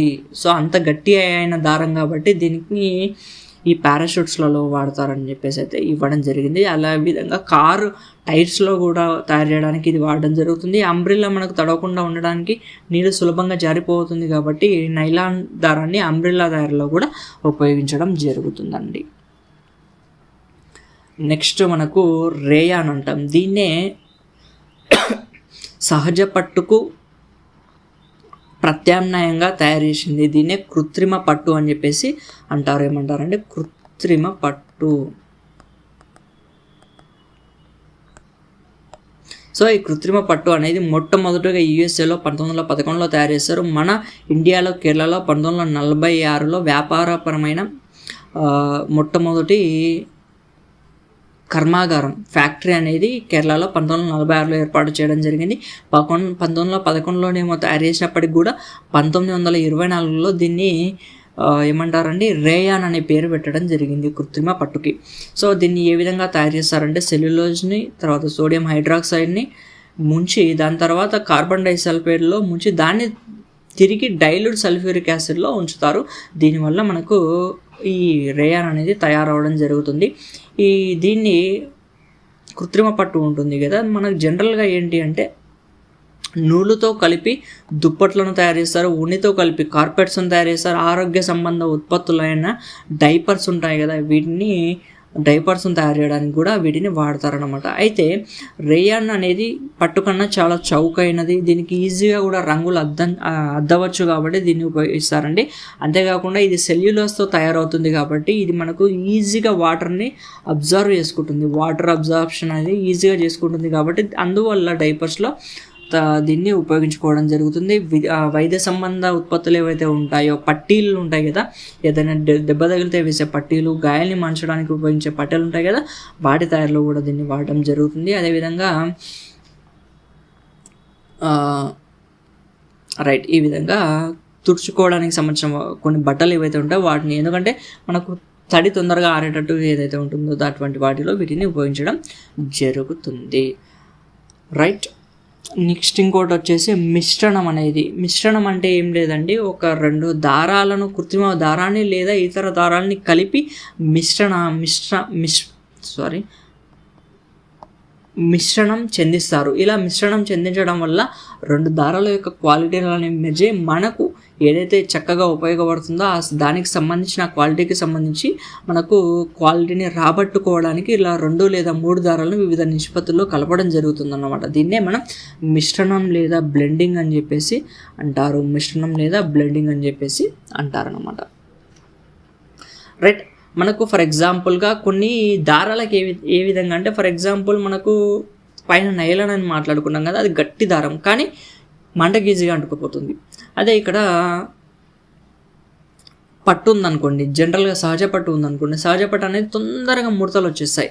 సో అలా ముడతలు రాకుండా ఉండడానికి ఏం చేస్తాం, రేయాన్ పట్టుని వాడతారు. కొన్ని ఏమో నూలు బట్టలు ఉన్నాయనుకోండి, నూలు బట్టలు ఏమో తొందరగా వాటర్ తగలగానే ముడుచుకుపోతాయి. అలా ముడుచుకోకుండా ఉండడానికి పాలిస్టర్ బట్టలు వాడతారు. ఈ విధంగా రకరకాల బ్లెండింగ్స్ అనేవి చేసి నూలులో ఇంకొంచెం ఈ పాలిస్టర్ని తగిలించి రెండు కలిపినట్టయితే తొందరగా ముడతలు ముడుచుకోకుండా మనకు ఉంటుంది. ఆ విధంగా మనకు వివిధ రకాల మిశ్రణాలను ఉపయోగించి మనకు కావాల్సిన రీతిలో మనం బట్టలను తయారు చేసుకోవడం జరుగుతుంది. ఇంకా నెక్స్ట్ వచ్చేసి అక్రలిక్ అండి. అక్రలిక్ అనేది కూడా ఒక కృత్రిమ దారమే. దీన్ని మనకు కృత్రిమ ఉన్ని అని చెప్పేసి అయితే అంటారు. ఇది పెట్రో ఉత్పత్తుల నుంచి, పెట్రో రసాయనాల నుండి మనకు తయారు చేయడం జరుగుతుంది. దీని యొక్క 1941 నుంచి ఇది వ్యాపార పరంగా మనకు అందుబాటులోకి రావడం జరిగిందండి. ఈ నకిలీ ఉన్నిని ఎందుకు తయారు చేస్తామంటే మన కృత్రిమ ఉన్నికి ఏదైతే జనరల్గా ఉన్ని ఉంటుందో అది ఎలా అంటే మనకు చాలా కాస్ట్లీగా ఉంటుందన్నమాట. దానికి ప్రత్యామ్నాయంగా ఈ ఉన్నిని తయారు చేయడం జరిగిందనమాట. రైట్, ఈ ఉన్నిని ఏ వస్తువుల్లో వాడతారు? సాక్స్లలో, జస్ట్ సెకండ్, ఎస్, సాక్స్ తయారు చేయడంలో, అదేవిధంగా క్రీడా వస్తువులు ఉంటాయి కదా వాటిని తయారు చేయడంలో, అదేవిధంగా దారంతో అల్లే దుస్తులను తయారు చేసేటప్పుడు, వాహనాల కవర్లలో కూడా ఈ యొక్క ఉన్నిని వాడడం జరుగుతుందండి. సో ఇది గుర్తుపెట్టుకోండి. రైట్, మనం కృత్రిమ దారాల గురించి మాట్లాడుకున్నాం కదా. అసలు కృత్రిమ దారాలు ఎందుకు ఉపయోగపడతాయి? ఫర్ ఎగ్జాంపుల్గా మనం చూసుకున్నట్టయితే ఈ కృత్రిమ దారాలు అనేవి తక్కువ నీటిని శోషించుకోవడం, వేగంగా ఆరిపోవడం జరుగుతుంటాయి. అంటే వాటర్ ప్రూఫ్ లక్షణాలను కలిగి ఉంటాయి కాబట్టి ఈ దారాలను ఉపయోగించుకుంటాం. అదేవిధంగా వేడి చేసినప్పుడు ఈ కృత్రిమ దారాలు అనేవి కరిగిపోతాయండి. సో ఇది ఒక కృత్రిమ దారాలను వాడేటప్పుడు ఏం చేయాలంటే జాగ్రత్తలు తీసుకుంటారు. అందుకే ఏదైనా వంట వండేటప్పుడు కృత్రిమ దారాలతో తయారు చేసిన బట్టలను కట్టుకోకుండా ఉంటారు. ఎందుకంటే తొందరగా అంటుకొని మన శరీరానికి అలాగే అంటుకొని కరిగిపోతాయి కాబట్టి. సో ఆ విధంగా మనకు కృత్రిమ దారాలను ఉపయోగించుకోవడం జరుగుతుంది. దాని ద్వారా మనకు ఈ వివిధ రకాల జాగ్రత్తలు ఏ విధంగా తీసుకుంటారో కూడా చెప్పుకున్నాం. నెక్స్ట్ పాలిస్టర్స్ అనేవి చూద్దాం. ఎస్, పాలిస్టర్ అనేది కూడా ఒక రకమైన కృత్రిమ ద్వారమే. ఇది మనకు వచ్చేసి టెర్లిన్ అనేది ఒక మనకు ఎక్కువగా ఉపయోగించే ఒక కృత్రిమ దారం, టెర్లిన్ అని చెప్పేసి అంటాం. ఈ టెర్లిన్ అనే క్లాత్ ఉంటుంది కదా, ఈ క్లాత్ మనకు ఎక్కువగా ఉపయోగించేది ఒక పాలిస్టర్ అనమాట. నెక్స్ట్ మనకు టెరికాట్ అనేది కూడా ఉంటుంది. దీన్ని నూలు మిశ్రమం ఉంటుంది. అదే ఉన్నితో మిశ్రమం చెందిస్తేనేమో టెరియోల్ అని చెప్పేసి అంటారు. వీటిని మిశ్రణం చెందించి ఆ విధంగా వాడడం జరుగుతుంది. దీని యొక్క తయారు ఏ విధంగా జరుగుతుందంటే డైమిథైల్ ఈథర్ని టెరిఫ్తారిక్ ఆమ్లంతో మిశ్రమం చెందించి దీన్ని డైహైడ్రిక్ ఆల్కహాల్లో ముంచినట్టయితే మనకు ఈ పాలిస్టర్ అనేది ఏర్పడడం జరుగుతుంది. అయితే ఈ పాలిస్టర్కి సంబంధించి మనకు కొన్ని చిహ్నాలు ఉంటాయండి, కోడ్ నెంబర్స్ అనేవి ఇవ్వడం జరిగింది. మనకు ఇట్లా త్రిభుజాకారం ఉంటుంది కదా, ఈ త్రిభుజాకారంలో మనకు 1 PET అని మనకు ఏదైతే కొన్ని ఈ వస్తువులు తయారు చేసిన వస్తువులు ఉంటాయి వాటి మీద ఇటువంటి గుర్తులు ఉంచడం జరుగుతుంది. ఆ విధంగా 1 PET ఉంచాడు అనుకోండి, 1 గుర్తుకు సంబంధించింది PET లేదా PETE అంటాం. PET అని కూడా అంటారు. దీన్నే పాలిఎథిలిన్ టెరాఫ్థలిన్ అంటారు. ఈ టెరాఫ్థలిన్ని ఉపయోగిస్తారు. అదేవిధంగా HDPE 2 ఉంటే HDPE అంటాం, హై డెన్సిటీ పాలిఎథిలిన్ అంటాం. ఈ పేర్లను గుర్తుపెట్టుకోవాలి. మూడోది వచ్చేసి PVC లేదా V అంటాం, పాలివినైల్ క్లోరైడ్ అంటాం. నాలుగోది వచ్చేసి LDPE లో డెన్సిటీ పాలిఇథిలిన్ అంటాం, తక్కువ సాంద్రత గల పాలిఇథిలిన్ అనమాట. నెక్స్ట్ ఐదోది వచ్చేసి PP అంటే ఏంటి అంటే పాలిప్రొఫిలిన్ అంటాం, పాలిప్రొఫిలిన్ అని చెప్పేసి అయితే అంటారు. ఆరోది వచ్చేసి పాలిస్టైరిన్ అంటాం, పాలిస్టైరిన్ అని చెప్పేసి అంటారు. నెక్స్ట్ 7 ఈ 6 కాకుండా మిగిలిన దానిలోకి ఏ కేటగిరీలోకి వచ్చినప్పటికీ కూడా దాన్ని అదర్స్లో మనం సూచిస్తాం. అయితే కొన్ని రీసైక్లబుల్ ఉంటాయి, కొన్ని రీసైకిల్ చేయడానికి అనువు కాని ఉంటాయి అన్నమాట. రీసైక్లింగ్ అంటే ఏం లేదండి, ఫర్ ఎగ్జాంపుల్ ఒక ప్లాస్టిక్ వస్తువును మనం వాడుకున్నాం అనుకోండి, ఆ ప్లాస్టిక్ వస్తువును తయారు చేసిన తర్వాత మళ్ళీ పూర్వస్థితిని ఏదైనా ఒక పద్ధతి ద్వారా దాని పూర్వస్థితిని పొంది మళ్ళీ మనకు వాడుకలోకి తీసుకురాగలిగినట్టయితే దాన్ని రీసైక్లింగ్ అంటాం. సో ఇలా రీసైక్లింగ్ చేయగలిగేవి 2, ఒకటి PET, HDPE. ఏంటండి, PET, HDPEని మనం రీసైకిల్ చేయగలుగుతాము. అయితే PVC యొక్క రీసైక్లింగ్ మెథడ్ ఇంకా మనకు అందుబాటులో లేదు. అయితే లో డెన్సిటీ పాలిఎథిలిన్ అనేది మనకు రీసైక్లబుల్ కాదు. దీన్ని జనరల్గా ఎక్కడ ఉపయోగిస్తారంటే క్యారీ బ్యాగ్స్ తయారు చేయడానికి ఉపయోగిస్తారు ఈ LDPEని. నెక్స్ట్ మనకు పాలిస్టైరిన్ ఏదైతే ఉంటుందో గుడ్ల ట్రేలు, ప్యాకింగ్ బ్యాగ్స్ ఏవైతే ఉంటాయో వీటిని తయారు చేయడానికి ఉపయోగిస్తారు. ఇది కూడా రీసైకిల్ చేయవచ్చు. జనరల్గా వచ్చేసి మనకి రెండింటిని జనరల్గా రీసైకిల్ చేస్తారండి. ఎందుకు అంటే ఇలా రీసైకిల్ చేసేటప్పుడు మనకు ఖర్చు అనేది కొన్నిసార్లు ఎక్కువ అవుతుంది. ఫర్ ఎగ్జాంపుల్ ఇది తీసుకున్నాం అనుకోండి, దీనికి ఖర్చు ఎక్కువైంది అనుకోండి, సొంతంగా తయారు చేయడం కన్నా రీసైకిల్ చేయడానికి ఖర్చు ఎక్కువైంది అనుకోండి, అప్పుడు కొత్త వస్తువునే తయారు చేస్తాడు కదా, అందువల్ల దీన్ని ఉపయోగించడం జరగదు అనమాట. నెక్స్ట్ మనకు థర్మోప్లాస్టిక్స్, థర్మో సెట్టింగ్స్ అనేవి ఇవ్వడం జరిగిందండి. థర్మోప్లాస్టిక్ అంటే ఏం లేదు, వేడి చేస్తే మృదువుగా, చల్లారిస్తే కఠినంగా మారే వాటిని థర్మోప్లాస్టిక్స్ అని చెప్పేసి అంటారు. అంటే ఏం లేదండి, ఫర్ ఎగ్జాంపుల్ మనకు ఒక ప్లాస్టిక్ వస్తువు ఉందనుకోండి, ప్లాస్టిక్ వస్తువుని వేడి చేసామనుకోండి మృదువుగా మారిపోతుంది, మళ్ళీ చల్లార్చగానే తన యథాస్థితికి వచ్చేసి గట్టిగా మారిపోతుంది. సో ఈ విధంగా స్థితులు అనేవి చేంజ్ అయిపోతుంది వేడి చేయడం వల్ల. దీన్ని థర్మోప్లాస్టిక్స్ అంటారు. దీన్ని కనిపెట్టింది వచ్చేసి మొట్టమొదటి స్థిరమైన థర్మోప్లాస్టిక్ని కనిపెట్టింది హెర్మన్ స్టాడింగర్ అంటాం. ఈయన పాలిమర్లు పొడవాటి గొలుసులు ఉన్న అణువులు అని చెప్పేసి అయితే అన్నాడు అని గుర్తుపెట్టుకోండి. పాలిమర్లు పొడవాటి గొలుసులు గల అణువులు అని చెప్పేసి అయితే గుర్తుపెట్టుకోండి. ఇలా చెప్పినందుకు ఈయనకు 1953లో ఒక నోబెల్ బహుమతి అయితే ఇవ్వడం జరిగింది. నెక్స్ట్ అలెగ్జాండర్ పాక్స్ ఎవరైతే ఉంటారో ఈయన మొట్టమొదటి ప్లాస్టిక్ని తయారు చేయడం జరిగింది. ఈ ప్లాస్టిక్ని ఏ విధంగా తయారు చేస్తారంటే దూదిని సల్ఫ్యూరిక్ ఆమ్లంని మిక్స్ చేసి దీన్ని నత్రిక ఆమ్లంతో వేడి చేసి దానికి మళ్ళీ నూనె కర్పూరంని కలిపి ఒక చివరగా పార్కెసిన్ అనే ఒక పదార్థాన్ని ఏర్పాటు చేయడం జరిగింది. దీన్నే మనం ప్లాస్టిక్ అని చెప్పేసి అయితే పిలుస్తున్నాం. సో థర్మోప్లాస్టిక్స్ వచ్చేసి అవి దాన్ని కనిపెట్టిన శాస్త్రవేత్త ఈయన. నెక్స్ట్ మనకు థర్మో సెట్టింగ్స్ అంటే ఏంటి, థర్మల్ స్టెబిలిటీ అనేది ఎక్కువగా ఉండే వాటిని, అంటే ఏం లేదంటే వేడి చేసినప్పటికీ కూడా దాని స్థితి అనేది మారకపోతే దాన్ని థర్మో సెట్టింగ్ ప్లాస్టిక్స్ అని చెప్పేసి అంటారు. ఎందుకు ఇలా మారవు అంటే వీటిలో అడ్డంగా అమర్చిన గొలుసులు ఉండడం వల్ల ఇవి మారడం జరగదు. దీనికి ఎగ్జాంపుల్స్ వచ్చేసి బేకలైట్, మెలమైన్ అంటారు. బేకలైట్ వచ్చేసి మెలమైన్, ఈ రెండు పదార్థాలు చాలా జాగ్రత్తగా గుర్తుపెట్టుకోండి. థర్మో సెట్టింగ్ ప్లాస్టిక్స్ అంటాం, బేకలైట్, మెలమైన్.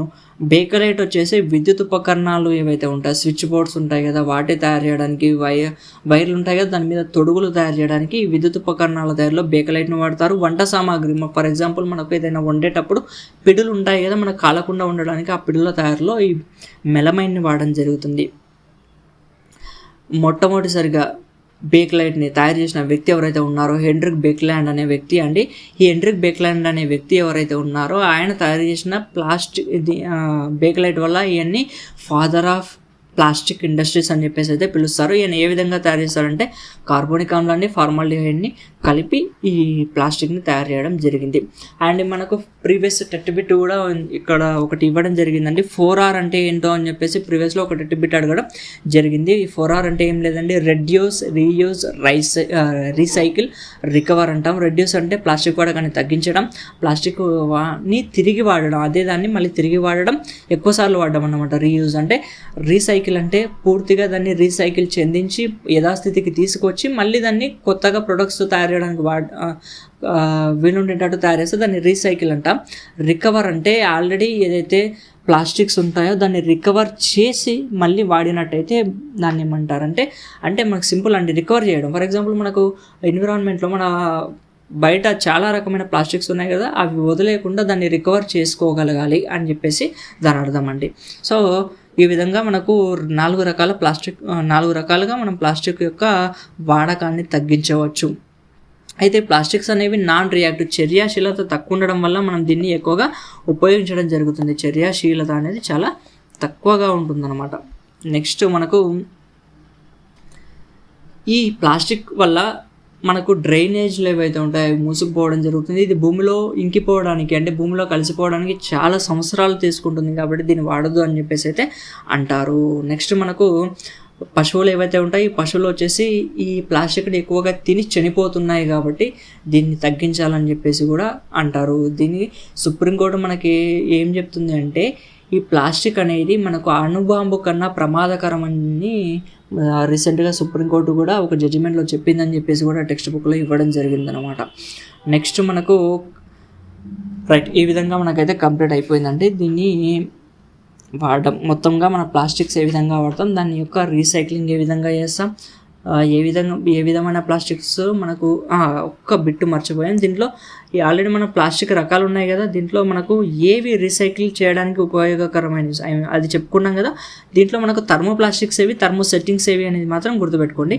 ఈ 4 ఫస్ట్ ఏవైతే 4 రకాలు ఉన్నాయో, PET, HDPE, తర్వాత PVC, LDPE ఉన్నాయి కదా, ఇవి మనకు థర్మో ప్లాస్టిక్స్ అని చెప్పేసి అయితే అంటారు. ఈ థర్మో ప్లాస్టిక్స్ అంటే వేడి చేస్తే మృదువుగా మారిపోతాయి, మళ్ళీ చల్లారిస్తే గట్టిగా మారిపోతాయి అని చెప్పి గుర్తుపెట్టుకోండి. ఈ థర్మోసెట్టింగ్స్ ఏవైతే ఉంటాయో పాలిప్రొఫిలిన్ పాలిస్టైరిన్ ఏవైతే ఉంటాయో వీటిని థర్మోసెట్టింగ్ ప్లాస్టిక్స్ అని చెప్పేసి అంటారు. అంటే వేడి చేయడం వల్ల ఎటువంటి మార్పు రాదు.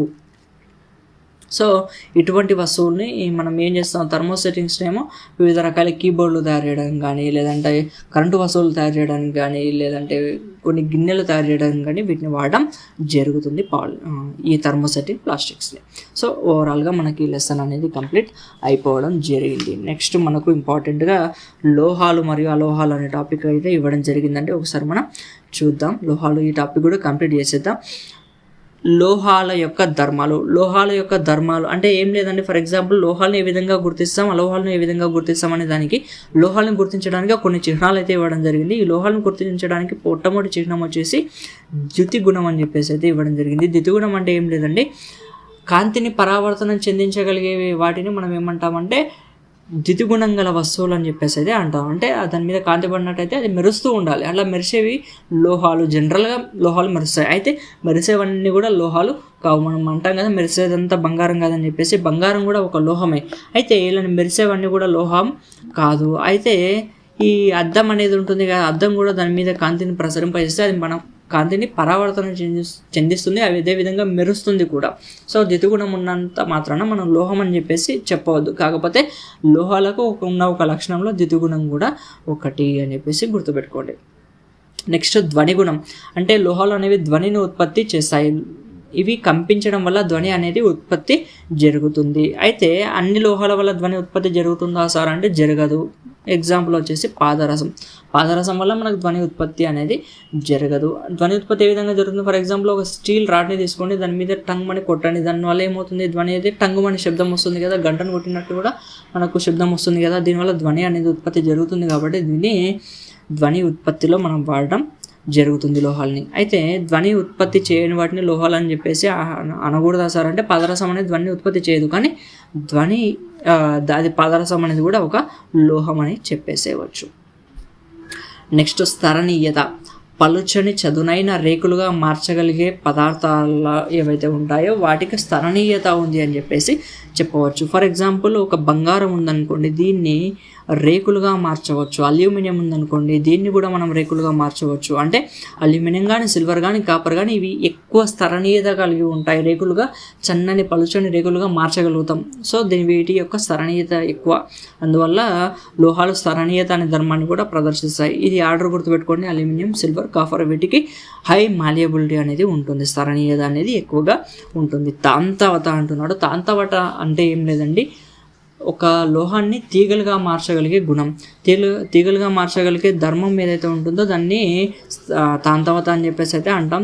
వీటికి బంగారం ఉందనుకోండి, బంగారాన్ని కూడా మనం చిన్న చిన్న తీగలుగా మారుస్తాం, రాగి తీగలుగా మారుస్తాం. ఈ విధంగా తీగలుగా మార్చగలిగే గుణం ఉంటుంది కాబట్టి వీటిని తాంతవత, లోహాలకు తాంతవత అనే గుణం కూడా కలిగి ఉంటుందన్నమాట.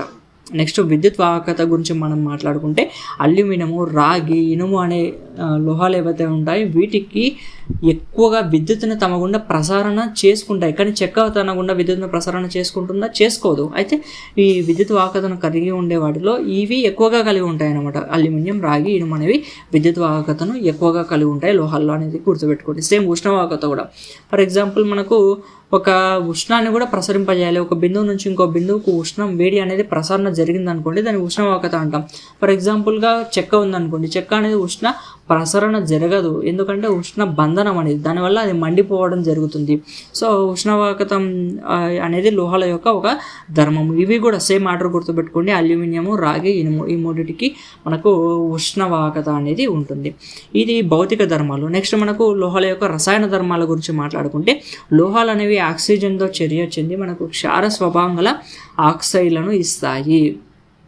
ఏంటంటే క్షార స్వభావం గల ఆక్సైడ్లను మనకు ఇవ్వడం జరుగుతుంది. నెక్స్ట్ అలోహాలతో చర్య పొంది ఆక్సిజన్తో చర్య పొంది ఏమి ఇస్తాయండి, ఆమ్ల స్వభావం గల ఆక్సైడ్లను ఇవ్వడం జరుగుతుంది అని చెప్పి గుర్తుపెట్టుకోండి. నెక్స్ట్ మనకు మానవ శరీరంలో అత్యధిక ద్రవ్యరాశిలో ఎక్కువ శాతం ఉండేది ఏంటి అంటే ఆక్సిజన్ ఉంటుంది. మానవ శరీరంలో ఎక్కువ శాతం ఉండేదేమో నీరు. అయితే ద్రవ్యరాశిలో అధిక శాతం ఉండే మూలకం ఏది అంటే ఆక్సిజన్. నెక్స్ట్ కార్బన్ అత్యధిక శాతంలో ఉంటుంది. నెక్స్ట్ హైడ్రోజన్ ఉంటుంది. దాని తర్వాత నైట్రోజన్ ఉంటుంది, కాల్షియం ఉంటుంది, ఫాస్ఫరస్ అనేది ఎక్కువగా ఉంటుంది అనమాట. నెక్స్ట్ లోహాలు అనేవి గాలిలోని తేమ ఆక్సిజన్తో చర్య పొంది తుప్పు అనేది పడుతుందన్నమాట. లోహాల యొక్క ఇంకొక లక్షణం ఏంటి అంటే తుప్పు పట్టడం. సో ఫర్ ఎగ్జాంపుల్ ఇనుము ఉందనుకోండి, దీని మీద మనం ఎటువంటి రంగును కానీ వేయలేదనుకోండి తుప్పు నివారించడానికి, అప్పుడు అది గాలిలోని తేమ ఆక్సిజన్తో చర్య పొంది మనకు తుప్పు పట్టడం జరుగుతుంది. నెక్స్ట్ మనకు లోహాలు నీటితో నెమ్మదిగా చర్య పొందుతాయి. ఈ లోహాలు అనేవి నీటితో నెమ్మదిగా చర్య పొందడం జరుగుతుంది. అలోహాలు అయితే ఎటువంటి చర్య జరపవు, ఎక్సెప్ట్ క్లోరిన్ తప్ప అలోహాలు అనేవి మనకు నీటితో చర్య పొందవు. లోహాలు ఆమ్లాలతో చర్య పొంది హైడ్రోజన్ వాయువును ఏర్పాటు చేసేది చాలా ఇంపార్టెంట్ అండి. లోహాలు ఆమ్లాలతో చర్య పొంది హైడ్రోజన్ వాయువును ఇస్తాయని చెప్పి గుర్తుపెట్టుకుని రసాయన ధర్మాలు. నెక్స్ట్ చర్యాశీలత గురించి మనం మాట్లాడుకుంటే, చర్యాశీలత అనే ఒక లక్షణం వల్ల ఏమవుతాయి అంటే మనకు లోహాలు అనేవి ఒక లోహాన్ని ఇంకొక లోహం స్థానభ్రంశం చెందిస్తుంది. ఫర్ ఎగ్జాంపుల్ మనకు జింక్ ఉందనుకోండి, ఇంకొక కాపర్ ఉందనుకోండి. జింకు యొక్క చర్యాశీలత ఎక్కువ కాబట్టి ఈ జింకు రాగి గల వస్తువు ఏదైతే ఉంటుందో దీన్ని స్థానభ్రంశం చెందించగలదు. సో ఈ విధంగా స్థానభ్రంశం చెందించగలిగే లక్షణం కూడా వీటికి ఉంటుంది కాబట్టి దాని యొక్క చర్యాశీలతగా మనం చెప్పుకుంటాం. ఈ చర్యాశీలత క్రమం ఏ విధంగా ఉంటుందో గుర్తుపెట్టుకోండి, ఇది చాలా ఇంపార్టెంట్. జింకుకు అత్యధిక చర్యాశీలత ఉంటుంది, ఇనుముకు నెక్స్ట్, దాని తర్వాత చివరిగా రాగికి ఉంటుంది అనమాట. నెక్స్ట్ అలోహాల యొక్క ఉపయోగాల గురించి మనం మాట్లాడుకుంటాం. అలోహాల యొక్క ఉపయోగాల గురించి మనకు ఏ విధంగా ఉంటుందంటే, సల్ఫర్ అనే ఒక అలోహం ఉపయోగించి మనం బాణాసంచ, మందుగుండు, గన్ పౌడర్, అగ్గిపెట్టెలు, యాంటీసెప్టిక్ ఆయింట్మెంట్స్ ఏవైతే తయారు చేస్తారో వాటిని తయారు చేయడానికి సల్ఫర్ను ఉపయోగించడం జరుగుతుంది. ఇది ఇంపార్టెంట్, ఇది గుర్తుపెట్టుకోవాలండి డైరెక్ట్గా. నెక్స్ట్ మనకు ఈ సల్ఫర్ అనేది వివిధ రకాల వస్తువుల్లో కూడా మనకు ఈ సల్ఫర్ అనేది అత్యధిక చర్యాశీలత గలది. సో దీన్ని చాలా వాడేటప్పుడు చాలా జాగ్రత్తగా ఉండాలి. అంతేకాకుండా ఇది ఘాటు వాసన ఇస్తుంది. ఫర్ ఎగ్జాంపుల్ మన ఉల్లిపాయలు కోసేటప్పుడు ఒక ఘాటు అయిన వాసన వస్తుంది కదా, దానికి రీజన్ ఏంటి అంటే సల్ఫర్. ఉల్లిపాయలు, వెల్లుల్లి, గుడ్డు, వెంట్రుకలు, చేతిగోళ్ళలో కూడా ఈ సల్ఫర్ అనేది ఉండడం జరుగుతుంది. నెక్స్ట్ కార్బన్, స్వచ్ఛమైన కార్బన్ అనేది విరంజనకారిగా ఉపయోగపడుతుందని చెప్పి గుర్తుపెట్టుకోండి. దీన్ని నీటిని శుద్ధి చేసే విధానాల్లో కూడా ఈ కార్బన్ని వాడడం జరుగుతుంది. కార్బన్ అనేది ఒక అలోహము. నెక్స్ట్ అయోడిన్ని ఆల్కహాల్తో కలిపిన అయోడిన్ ఉపయోగిస్తే దీన్నే మనం టింక్చర్ అయోడిన్ అని చెప్పేసి అంటాం. టింక్చర్ అయోడిన్ అంటే ఏంటి అని కూడా ఎగ్జామినేషన్ అడిగే అవకాశం ఉంటుంది. ఈ టింక్చర్ అయోడిన్ని మనము వైద్య అవసరాల కోసం ఉపయోగించడం జరుగుతుంది. ఇది ఓవరాల్గా మనకు లోహాలకు సంబంధించిన కంప్లీట్ చాప్టర్ వచ్చేసండి. ఇందులో వచ్చేసి ఒకటి గుర్తుపెట్టుకోండి, లోహ ఆక్సైడ్లు అనేవి ఆక్సైడ్లు ఉంటాయి కదా, వీటిని ఆల్రెడీ చెప్పుకున్నాం ఇంతకుముందు. లోహ ఆక్సైడ్లను ఇస్తాయని చెప్పేసి ఇదేంటి క్షార స్వభావాన్ని కలిగి ఉంటాయి. అదే అలోహ ఆక్సైడ్లు వచ్చేసి మనకు ఆమ్ల స్వభావాన్ని కలిగి ఉంటాయన్నమాట. ఇది గుర్తుపెట్టుకోండి, రైట్. ఇంతటితో మనకు లోహాలకు సంబంధించిన చాప్టర్ అయితే కంప్లీట్ అయింది. నెక్స్ట్ మనకు ధ్వనికి సంబంధించిన చాప్టర్ గురించి మాట్లాడుకుంటాం. ధ్వని అనే పాఠ్యాంశంలో మనకు ధ్వని గురించిన అంశాలు ఏవైతే ఉన్నాయో ఒకసారి చూద్దాం మనం. సో మొట్టమొదటగా మనకు ధ్వని ఏ విధంగా ఉత్పత్తి అవుతుందని చెప్పేసి అయితే ఇచ్చాడండి. ఇందులో మనకు కంపించే వస్తువు మనకు ధ్వనిని ఉత్పత్తి చేస్తుంది. అంటే కంపించే వస్తువు ఏదైనా సరే మనకు ధ్వనిని ఉత్పత్తి చేస్తుంది అని చెప్పేసి అయితే ఇచ్చాడు. అయితే ఇందులో ఇంకొక క్వశ్చన్ కూడా అడిగాడండి, మనకు కంపించే వస్తువు ధ్వనిని ఉత్పత్తి చేస్తుంది, ధ్వనిని ఉత్పత్తి చేయడం వల్ల వస్తువు కంపిస్తుంది, ఈ రెండిట్లో ఏది కరెక్ట్ అని చెప్పేసి అయితే అడిగాడు. సో దీంట్లో మనకు జనరల్గా కంపిస్తేనే మనకు ధ్వని ఉత్పత్తి అవుతుంది కాబట్టి అది మొదటి వాక్యం అనేది కరెక్ట్ అవుతుంది. సో ధ్వనిని ఉత్పత్తి చేయాలంటే మనకేముండాలండి, వస్తువు అనేది కంపనాలు చేయాలి. నెక్స్ట్ మనకు ధ్వని అనేది ఒక శక్తి రూపం అని ఇచ్చాడనమాట టెక్స్ట్ బుక్లో. మనకు ధ్వని అనేది ఒక శక్తి రూపము. నెక్స్ట్ మనకు వివిధ రకాలుగా ధ్వని ఏ విధంగా ఉత్పత్తి అవుతుంది. మనకు జనరల్గా ఒక సంగీత పరికరాన్ని, వాయిద్య పరికరాన్ని ప్లే చేసేటప్పుడు దాని నుండి మనకు ధ్వని ఏ విధంగా ఉత్పత్తి అవుతుంది, వెలువడుతుందని చెప్పేసి అయితే ఇందులో ఒకటి ఇవ్వడం జరిగింది. వాయిద్య పరికరాల్లో ఖాళీ ప్రదేశాలలో ఏదైతే ఉండే గాలి ఉంటుందో ఆ గాలి కారణంగా ధ్వని అనేది వెలువడుతుంది. ఆ ఖాళీలో ఉండే గాలి అనేది కంపనాలకు, వైబ్రేషన్స్కి గురి కావడం వల్ల మనకు ధ్వని అనేది ఉత్పత్తి అవ్వడం జరుగుతుంది. ఆ ఖాళీ వివిధ రకాలుగా ఒక్కొక్క సంగీత వాయిద్య పరికరాలు ఏవైతే ఉంటాయో ఒక్కొక్కటి ఒక్కో రకమైన విధానంలో ఏర్పాటు చేయడం వల్ల, ఒక్కొక్కటి ఒక్కొక్క రకమైన మెటీరియల్తో ఏర్పాటు చేయడం వల్ల దాని నుండి వచ్చే ధ్వని ఏదైతే ఉంటుందో అది డిఫరెంట్గా ఉంటుందన్నమాట. నెక్స్ట్ మనకు బిస్మిల్లా ఖాన్ అనే ఒక వ్యక్తి గురించి ఇవ్వడం జరిగింది. బిస్మిల్లా ఖాన్ అనే వ్యక్తి ఎవరు అంటే ఈయన ఒక షహనాయి విద్వాంసుడు అనమాట. ఈయన బీహార్కి చెందినవాడు. ఈయన కాశీ విశ్వనాథ ఆలయంలో ఆస్థాన విద్వాంసుడుగా పనిచేశాడని చెప్పేసి అయితే ఇచ్చాడు. రైట్. మనకు ఇంకొక వ్యక్తి గురించి కూడా ఇవ్వడం జరిగింది, చిట్టిబాబు అనే వ్యక్తి గురించి. చిట్టిబాబు అనే ఈయన కర్ణాటక ప్రాంతానికి సంబంధించిన వాడు. ఈయన వీణను వాయించడంలో సుప్రసిద్ధుడు అనమాట. కర్ణాటక సంగీతంలో వీణ అనే పదం వస్తే వీణ చిట్టిబాబు అని చెప్పేసి అయితే గుర్తుకు రావాలి. నెక్స్ట్ మనకు మానవునిలో ధ్వని ఏ విధంగా ఉత్పత్తి అవుతుంది. మనం మాట్లాడేటప్పుడు ఏదైతే ఉంటుందో ఆ శబ్దం అనేది ఏ విధంగా ఉత్పత్తి అవుతుంది, ఏ విధంగా జనరేట్ అవుతుందని చెప్పేసి అయితే ఇందులో ఇవ్వడం జరిగింది. ఫర్ ఎగ్జాంపుల్గా మనకు ముందుగా ఏ విధంగా ధ్వని ఉత్పత్తి అవుతుంది, ఆ ఉత్పత్తి అయిన ధ్వని ఏదైతే ఉంటుందో మనం మాట్లాడేటప్పుడు ఉత్పత్తి అవ్వడం ఒకటి. రెండవది వచ్చేసి మాట్లాడిన తర్వాత, ఒక వ్యక్తి మాట్లాడిన తర్వాత లేదా ఒక వస్తువు నుంచి వచ్చిన శబ్దం అనేది మనకు చెవుల ద్వారా ఏ విధంగా సెన్స్ చేయగలుగుతున్నాం అనేది ఇంకొక విషయం అన్నమాట. సో మనది ఫస్ట్ వచ్చేసి మానవునిలో ధ్వని ఉత్పత్తికి సంబంధించి స్వరపేటిక అనేది ఉంటుంది కదా, దీని ద్వారా మనకు స్వరపేటిక ముఖ్య పాత్ర పోషిస్తుంది. మానవుల్లో మనకు స్వరపేటిక ఏదైతే ఉంటుందో అది మనకు ముఖ్య పాత్రను పోషిస్తుంది. దీన్నే లారింగ్స్ లేదా వాయిస్ బాక్స్ అని చెప్పేసి అయితే అంటారు.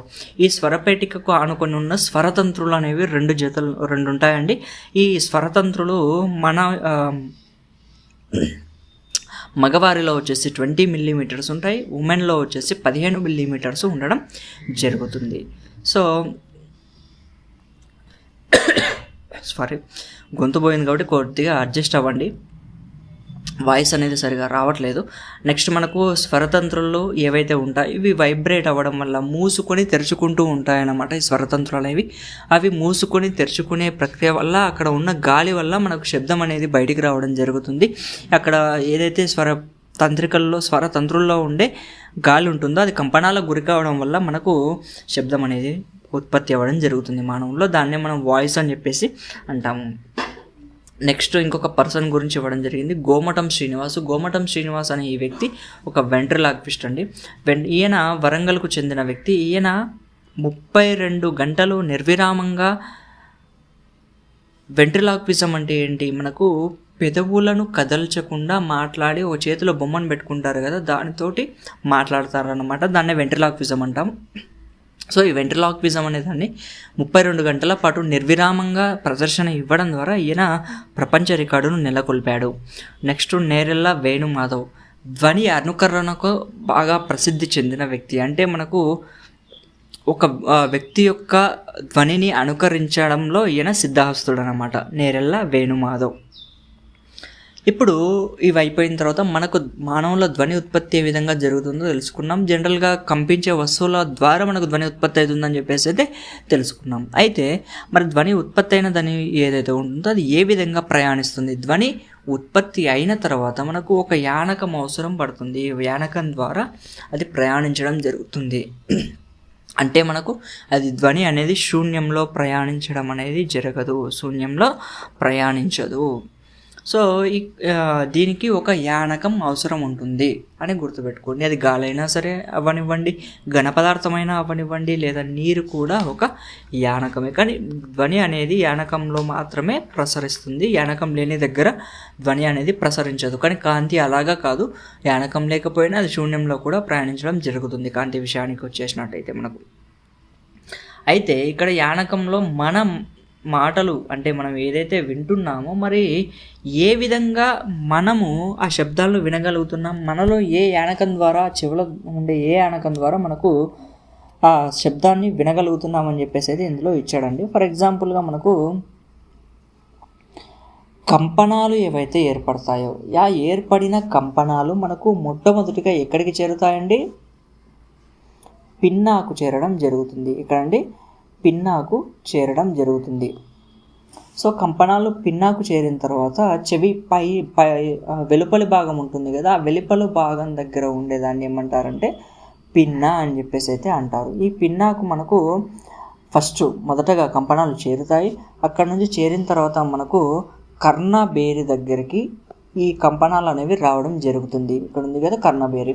సో ఈ కర్ణబేరి దగ్గరికి కంపనాలు వచ్చిన తర్వాత కర్ణబేరిని ఆనుకొని ఉన్న 3 ఎముకలు ఉంటాయి. వీటిని మృదులాస్థి ఎముకలు లేదా మన శరీరంలో అతి మృదువైన ఎముకలు అని కూడా అంటారు. ఇవే చిన్న ఎముకలు కూడా. ఇవి 3 వచ్చేసి మనకు మాలియస్, ఇంకస్, స్టీప్స్ అని చెప్పేసి అంటారు. మాలియస్ వచ్చేసి శుతి ఆకారంలో ఉంటుంది, ఇంకస్ వచ్చేసి అణివిల్ ఆకారంలో ఉంటుంది, స్టీప్స్ వచ్చేసి సిరప్ ఆకారంలో ఉంటుందన్నమాట. ఈ 3 ఎముకలు అనేవి మనకు ధ్వని ప్రసారంలో ఉపయోగపడతాయి. ఇక్కడ నుంచి మనకు ఈ 3 ఎముకల ద్వారా స్టీప్స్ ఏదైతే ఉంటుందో ఆ కంపనాలను పెద్దగా చేసి మనకు ఓవల్ విండోకి పంపించడం జరుగుతుంది. ఈ ఓవల్ విండో అనేది కర్ణబేరికి 1/20 వంతు ఉంటుంది. ఈ ఓవల్ విండో దగ్గర ఏవైతే కంపనాలు చేరుకుంటాయో ఆ కంపనాలు 30 నుంచి 60 రెట్లు పెంచబడి మనకు కోక్లియా దగ్గరికి రావడం జరుగుతుంది. ఈ కోక్లియా అంటే ఏంటి అంటే ఒక చిక్కని ద్రవంతో కూడినది. నెక్స్ట్ ఈ కోక్లియా నుంచి వచ్చిన కంపనాలు ఏవైతే ఉంటాయో అవి నాడులు గ్రహించడం జరుగుతుంది. ఈ నాడులు గ్రహించి విద్యుత్ తరంగాల రూపంలో మన మెదడుకు చేరవేస్తాయి. ఇది ధ్వని ప్రయాణించే పద్ధతి అన్నమాట. నెక్స్ట్ ధ్వని తీవ్రత, ఇంటెన్సిటీ ఆఫ్ ద సౌండ్ అని చెప్పేసి అయితే అంటాం. మనకు ధ్వని తీవ్రత అంటే ఏంటి అంటే మనకు కంపనాలు అని చెప్పుకున్నాం కదా, కంపన పరిమితి అని చెప్పేసి ఒక కాన్సెప్ట్ ఉంటుందండి. కంపన పరిమితి అంటే ఫర్ ఎగ్జాంపుల్ ఒక వస్తువు ఈ విధంగా విరామ స్థానంలో ఉంది అనుకుందాం. ఈ విరామ స్థానం నుంచి మనకు పైకి కిందికి ఇలా మూవ్ అవుతూ ఉంది. వీటిని కంపనం అంటున్నాం కదా. సో ఈ విరామ స్థానం నుంచి ఎక్కడైతే గరిష్ట స్థానభ్రంశం చెందుతుందో దాన్ని కంపన పరిమితి లేదా యాంప్లిట్యూడ్ అని చెప్పేసి అంటారు. ఏమంటారండి? యాంప్లిట్యూడ్. సో ఈ యాంప్లిట్యూడ్ అనేది మనకు ధ్వని తీవ్రతను ప్రభావితం చేస్తుంది. ఎంత ఎక్కువగా కంపన పరిమితి ఉంటే అంత ఎక్కువగా ధ్వని తీవ్రత అనేది పెరుగుతుంది అని గుర్తుపెట్టుకోండి. అంటే ఎంత ఎక్కువగా కంపన పరిమితి పెరిగితే దానికి అనుగుణంగా ధ్వని తీవ్రత అనేది పెరగడం జరుగుతుంది. సో ఈ ధ్వని తీవ్రతని ఏ విధంగా కొలుస్తారు అంటే డెసిబెల్స్ అని గుర్తుపెట్టుకోండి. డెసిబెల్ డీబీ అని సూచిస్తారు ఆంగ్లాక్షరంతో. దీన్ని ఎవరి పేరు మీద పెట్టారంటే అలెగ్జాండర్ గ్రహాం బెల్. సో ఇక్కడ 0 డెసిబుల్స్ నుంచి మనకు 10 డెసిబుల్స్ పెరిగింది ఒక సౌండ్ అంటే అక్కడ 10 టైమ్స్ పెరిగింది అని అర్థం. అయితే 10 నుంచి 20కి పెరిగింది అంటే 100 టైమ్స్ అని పెరిగిందని అర్థం చేసుకోవాలి. ఇక్కడ 20 అని రాసే అవకాశం ఉంటుంది. సో 20 కాదండి, మనకు ఆన్సర్ వచ్చేసి 100 టైమ్స్ అని అవుతుందని చెప్పేసి గుర్తుపెట్టుకోండి. ఒకవేళ 30 అయింది అనుకోండి, ఇక్కడ 1000 టైమ్స్ అని చెప్పేసి రాయాలి. నెక్స్ట్ పిచ్ అనేది ఇవ్వడం జరిగింది. పిచ్ అంటే ఏం లేదండి, ధ్వని యొక్క కీచుదనాన్ని పిచ్ అని చెప్పేసి అంటారు. అంటే ధ్వనికి కంపనాలు అనేవి ఈ విధంగా పైకి కిందకి ఒక వస్తువు ఈ విధంగా ఇట్లా మనకు కంపనాలు చేస్తుంది అనుకుందాం. కంపనాలు చేసేటప్పుడు ఒక సెకనుకు ఎన్ని కంపనాలు చేస్తుంది అంటే ఎన్నిసార్లు ఈ విధంగా కంపనాలు చేస్తుంది అని చెప్పేసి తెలిపేదే పౌనపుణ్యము. ఈ పౌనపుణ్యాన్ని ఆధారంగా చేసుకొని మనకు పిచ్ అనేది ఆధారపడి ఉంటుంది. ఎక్కువ పౌనపుణ్యము ఉంటే పిచ్ ఎక్కువగా ఉంటుంది. ఎక్కువ కంపన పరిమితి ఉందనుకోండి అప్పుడు తీవ్రత అనేది ఎక్కువగా ఉండడం జరుగుతుంది. ఇక్కడ పిచ్కి సంబంధించింది సింహం కంటే పురుషుని యొక్క పిచ్చు తక్కువగా ఉంటుంది, పురుషుడి యొక్క పిచ్ ఎక్కువగా ఉంటుంది, మహిళ యొక్క పిచ్ ఎక్కువ ఉంటుంది, పిల్లవాడు, శిశువు, కీటకం ఈ విధంగా ఆర్డర్ని అయితే ఫాలో అవుతుంది. పిచ్ అనేది ఈ విధంగా పెరుగుతుంది అనమాట, కానీ తీవ్రత ఈ విధంగా పెరుగుతుంది. అలా గుర్తుపెట్టుకోండి. నెక్స్ట్ ధ్వని ఉత్పత్తిలో ఉపయోగపడేవి ఉంటాయి. మనకు ధ్వని ఉత్పత్తిలో మనకు ఉపయోగపడే స్వరతంత్రులు అని చెప్పేసి ఆల్రెడీ చెప్పుకున్నాం. పెదవులు కూడా మనకు ధ్వనిని ఉత్పత్తి చేయడానికి ఉపయోగపడతాయి. దంతాలు, నాలుక, ముక్కు, గొంతు ఇవి మనకు ధ్వనిని ఉత్పత్తి చేయడంలో ఉపయోగపడతాయి. నెక్స్ట్ మ్యూజిక్ అంటే ఏంటి, కఠోర ధ్వనులు అంటే ఏంటి. మ్యూజిక్ అంటే ఏం లేదండి, వినసొంపైన ధ్వని ఉందనుకోండి, మనసుకు ఆహ్లాదం కలిగించే ఒక క్రమ పద్ధతిలో ఉండే ధ్వనిని మనం సంగీతం అంటాము. సంగీతం అని చెప్పేసి అయితే అంటారు. నెక్స్ట్ కఠోర ధ్వనులు అనేది ఉంటుంది. వినడానికి అంత సౌకర్యంగా లేని ధ్వనులను కఠోర ధ్వనులు అని చెప్పేసి అయితే అంటారు. సో మనం ఒక మనిషి వినదగిన ఏ ఫ్రీక్వెన్సీలో వింటున్నాడు, ఏ 2 ఫ్రీక్వెన్సీల మధ్య మాత్రమే సౌండ్స్ను వినగలుగుతాడు అని చెప్పేసి అయితే శ్రవ్య అవధి. 20 కంపనాలు పర్ సెకండ్ నుంచి 20,000 కంపనాలు పర్ సెకండ్ వరకు మనకు ఈ రెండిటి మధ్య ఉంటే మాత్రమే మనిషి ఆ శబ్దాలను వినగలుగుతాడు. 20 కంటే తక్కువ ఉన్నా కూడా 20 కంటే ఎక్కువ ఉన్నా కూడా ఆ శబ్దాలను మనిషి వినలేడనమాట. సో ఈ రెండిటి మధ్యలో అవధి అనేది ఉండాలి. ఈ కంపనాలు పర్ సెకండ్నే మనం ఏమంటామండి, పౌనపున్యం అంటాము. దీన్నే మనం ఏ విధంగా కొలుస్తారంటే హెడ్జ్ అంటారు, హెడ్జెస్ అంటారు. Okay, right. 80 డెసిబుల్స్ కంటే మనకు ఎక్కువగా శబ్దం అనేది మించిన శబ్దం వింటే మనకు చెడు వచ్చే అవకాశం ఉంటుంది.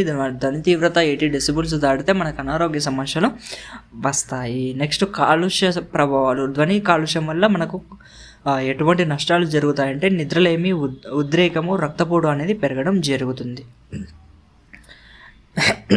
దానికి సంబంధించిన నియంత్రణ చర్యలు ఇచ్చాడు. అంటే మోటార్ సైకిళ్లకు, మిషన్లకు సైలెన్సర్లు బిగించడం, తక్కువ ధ్వని ఉత్పత్తి చేసే యంత్రాలను వాడడం, అదేవిధంగా టెలివిజన్, మ్యూజిక్ ప్లేయర్లు ఏవైతే ఉంటాయో తీవ్రతను తక్కువగా ఉండేటట్టు ఉపయోగించడం.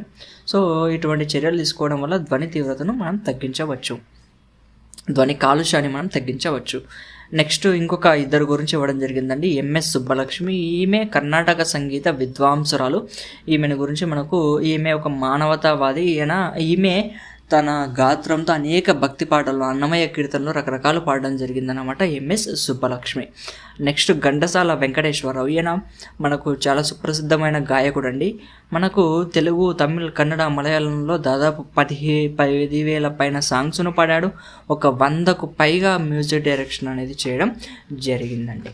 సో దీంతో మనకు ధ్వని అనే పాఠ్యాంశం అయితే పూర్తవడం జరిగింది. దీని తర్వాత మనకు వచ్చేసి ఏమొస్తుందంటే సమతలాలపై కాంతి పరావర్తనం ఏ విధంగా ఉంటుందని చెప్పేసి అయితే ఒక టాపిక్ అయితే ఉందండి. ఇది చాలా చిన్నగానే ఉంటుంది, అంటే ఎగ్జాంపుల్స్ ఎక్కువగా ఉంటాయి కానీ కంటెంట్ మాత్రం చిన్నగానే ఉంటుంది. చూడండి, మనకు 7వ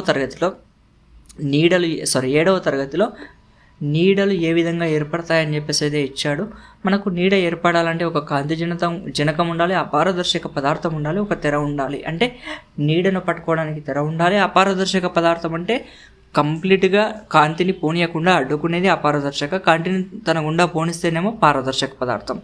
సో ఈ పిన్ హోల్ కెమెరా అనే ఒక దాన్ని తీసుకొని దీంట్లో కాంతిని కొద్దిగా హోల్ ఎక్కువ పెట్టేసి ఆ పిన్ హోల్ కెమెరా నుంచి కాంతిని పంపించినట్టయితే ఆ ప్రతిబింబం అనేది కొంచెం మసకబారినట్టు కనబడుతుందని చెప్పేసి అయితే ఇవ్వడం జరిగిందనమాట. కాంతి అతి తక్కువ సమయం పట్టే మార్గంలో ప్రయాణిస్తుంది అని చెప్పింది ఎవరు అంటే పియర్ డి ఫెర్మాట్ అనే వ్యక్తి చెప్పాడు. దీన్నే ఫెర్మాట్ సూత్రం అని చెప్పేసి కూడా అంటాం. అంటే కాంతి అనేది ఫర్ ఎగ్జాంపుల్ ఇక్కడ నుంచి ఇక్కడికి పాయింట్కి వెళ్ళాలి అనుకుందనుకోండి, కాంతి ఎప్పుడు కూడా తక్కువ దూరంలో ప్రయాణించడానికి ట్రై చేస్తుందన్నమాట. ఈ దూరాన్ని ఈ విధంగా ప్రయాణించదు లేదా ఈ విధంగా ప్రయాణించదు. ఏదైతే తక్కువ దూరం ఉంటుందో ఆ దూరాన్ని మాత్రమే ఎన్నుకుంటుంది. మనకు అందుకోసం అని చెప్పేసి యాక్చువల్గా ఎక్కడిచ్చాడంటే ఒక పతన కోణము, పరావర్తన కోణము 2 సమానంగా ఉంటాయి. అయితే మరి కాంతి ఈ విధంగా ఎందుకు పరావర్తనమైంది, ఇట్లే ఎందుకు పోతుందని చెప్పేసి చెప్పడానికి ఈ కాన్సెప్ట్ని అయితే పరిచయం చేయడం జరిగింది.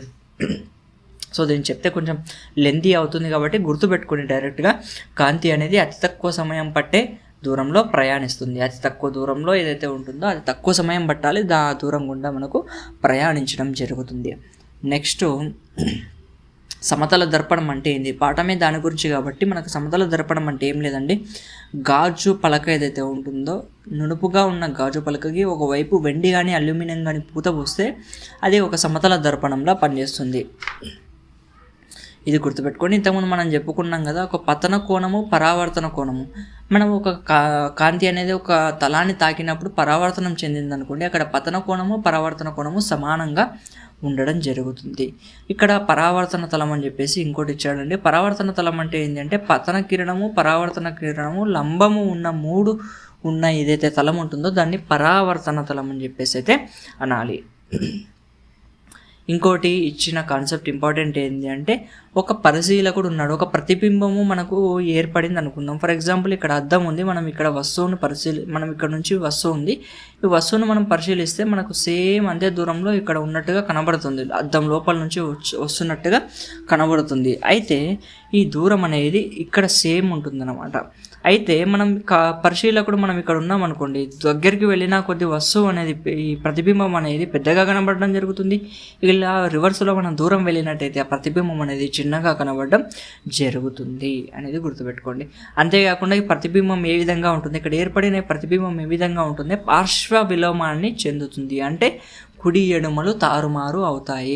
మనకు కుడి పక్కన ఏదైతే ఉంటుందో అది ఎడమ పక్కలాగా ఇందులో కనబడుతుంది ప్రతిబింబంలో, అది ఎడమ పక్క ఏదైతే ఉంటుందో మనకు కుడి పక్కగా కనబడడం జరుగుతుంది. నెక్స్ట్ ఈ సమతల దర్పణం యొక్క ఉపయోగాల గురించి కూడా ఇవ్వడం జరిగింది.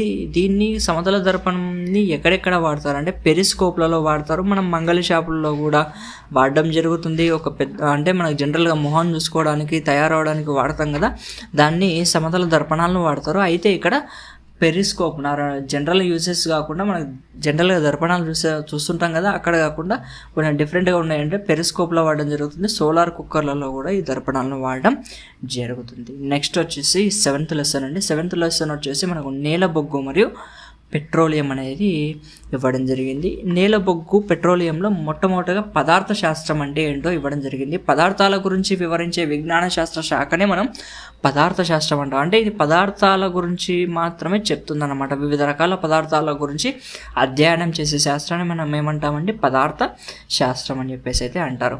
మనకు 2 రకాల వనరులు కలిగి ఉంటాయి ప్రకృతిలో. మనకు సహజ వనరులు, కృత్రిమ వనరులు అని చెప్పేసి అయితే నేల, నీరు, గాలి, పెట్రోల్ ఇలాంటి వాటిని మనం ఏమంటామండి,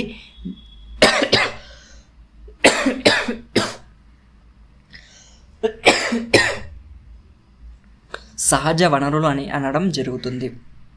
నేల, నీరు, గాలి, పెట్రోల్ మనం ఏమంటాం, సహజ వనరులు అని. అంటే ప్రకృతిలో మనకు సహజంగా లభించే వాటిని, మనం తయారు చేయకుండా డైరెక్ట్గా సహజంగా లభించే వాటిని సహజ వనరులు అని చెప్పేసి అయితే అంటాం. కృత్రిమంగా లభిస్తున్నాయి అనుకోండి, వాటిని మనం కృత్రిమ వనరులు అని చెప్పేసి అయితే అంటాం. ఈ సహజ వనరులు, కృత్రిమ వనరులు కాకుండా మనకు తరిగిపోయే వనరులు, తరిగిపోని వనరులు కూడా ఉంటాయి. ఫర్ ఎగ్జాంపుల్గా ఏదైతే పెట్రోల్ ఉంటుందో అది ఒక తరిగిపోయే వనరు, నేల బొగ్గు ఏదైతే ఉంటుందో అది సహజ వనరు అయినప్పటికీ కూడా అదొక తరిగిపోయే వనరు. ఇక్కడ కృత్రిమ వనరులు అంటే మానవుడు తయారు చేసిన రసాయనాలను ఉపయోగించి తయారు చేస్తాడు కదా, వాటిని కృత్రిమ వనరులు అని చెప్పేసి అయితే అంటారు. సో పెట్రోలు ఇవన్నీ కూడా తరిగిపోయే వనరులు. తరిగిపోని వనరులు విండ్ ఎనర్జీ, గాలి, నీరు, నేల, ఇవి మనకు తరిగిపోని వనరులు. అయితే వివిధ రకాల వస్తువులను మనం దేని ద్వారా తయారు చేస్తాం, పదార్థాలకు మూలాధారం ఏంటి అని చెప్పేసి అయితే ఇక్కడ ఒకటి ఇవ్వడం జరిగింది, గమనించండి. మనం గాజుని తయారు చేసేటప్పుడు గాజును ఇసుక నుంచి తయారు చేయడం జరుగుతుంది. ఇసుకను ఇతర పదార్థాల్లో కరిగించి క్రమంగా చల్లారుస్తారంట, దాని ద్వారా మనకు గాజు అనేది ఏర్పడడం జరుగుతుంది. నెక్స్ట్ మనకు బంకమన్ను, దీనినే కేలినైట్ మరియు నీరుని కలిపి తయారు చేస్తారు. ఏంటంటే కేలినైట్ అనే ఒక ఖనిజాన్ని ఆధారంగా చేసుకొని అదేవిధంగా నీరును ఉపయోగించి తయారు చేయడం జరుగుతుంది. నెక్స్ట్ మనకు కలప నుంచి కలప ఏ విధంగా వస్తుందంటే ఎండిన చెట్ల నుంచి మనకు కలప రావడం జరుగుతుంది. పెట్రో రసాయనాల నుంచి మనకు ప్లాస్టిక్ రావడం జరుగుతుంది. ధాతువుల నుంచి మనకు లోహాలు రావడం జరుగుతుంది అని చెప్పేసి. అంటే లోహం అంటే ఆ పర్టికులర్గా ఏదైతే లోహం ఉంటుందో ఆ పర్టికులర్ ధాతువు నుంచే వస్తుంది. అల్యూమినియం లోహం దేని నుంచి వస్తుందంటే అల్యూమినియం ధాతువు నుంచి మనకు రావడం జరుగుతుంది. మనకు తరిగిపోని వనరుల గురించి మాట్లాడుకుంటే ఇక్కడ తరిగిపోని వనరులు ఏవైతే ఉంటాయో మన యూసేజ్ ఎంతవరకు ఉందంటే ప్రజెంట్ ఓన్లీ 10% మాత్రమే ఉపయోగించుకుంటున్నాం. వీళ్ళంతా కూడా తరిగిపోయే వనరులు మాత్రమే ఎక్కువగా ఉపయోగించుకోవడం జరుగుతుంది. సో ఫర్ ఎగ్జాంపుల్గా మనకు పెట్రోల్ అనేది ఒక తరిగిపోయే వనరు. ఈ పెట్రోల్ని యొక్క ఘనపరిమాణాన్ని దేంతో కొలుస్తారంటే బ్యారెల్తో కొలుస్తారు. దేంతో అండి, బ్యారెల్తో కొలవడం జరుగుతుంది. ఒక బ్యారెల్ వచ్చేసి 159 లీటర్లు అని చెప్పేసి గుర్తుపెట్టుకోండి. 1 బ్యారెల్ ఈజ్ ఈక్వల్ టు 159 లీటర్లు. మనం వివిధ దేశాల నుంచి పెట్రోల్ని కొంటున్నాం కదా, అప్పుడు మనం చాలా సార్లు విని ఉంటాం బ్యారెల్ అని చెప్పేసి. దీన్నే 159 లీటర్లను ఒక బ్యారెల్ అని చెప్పేసి అంటారు.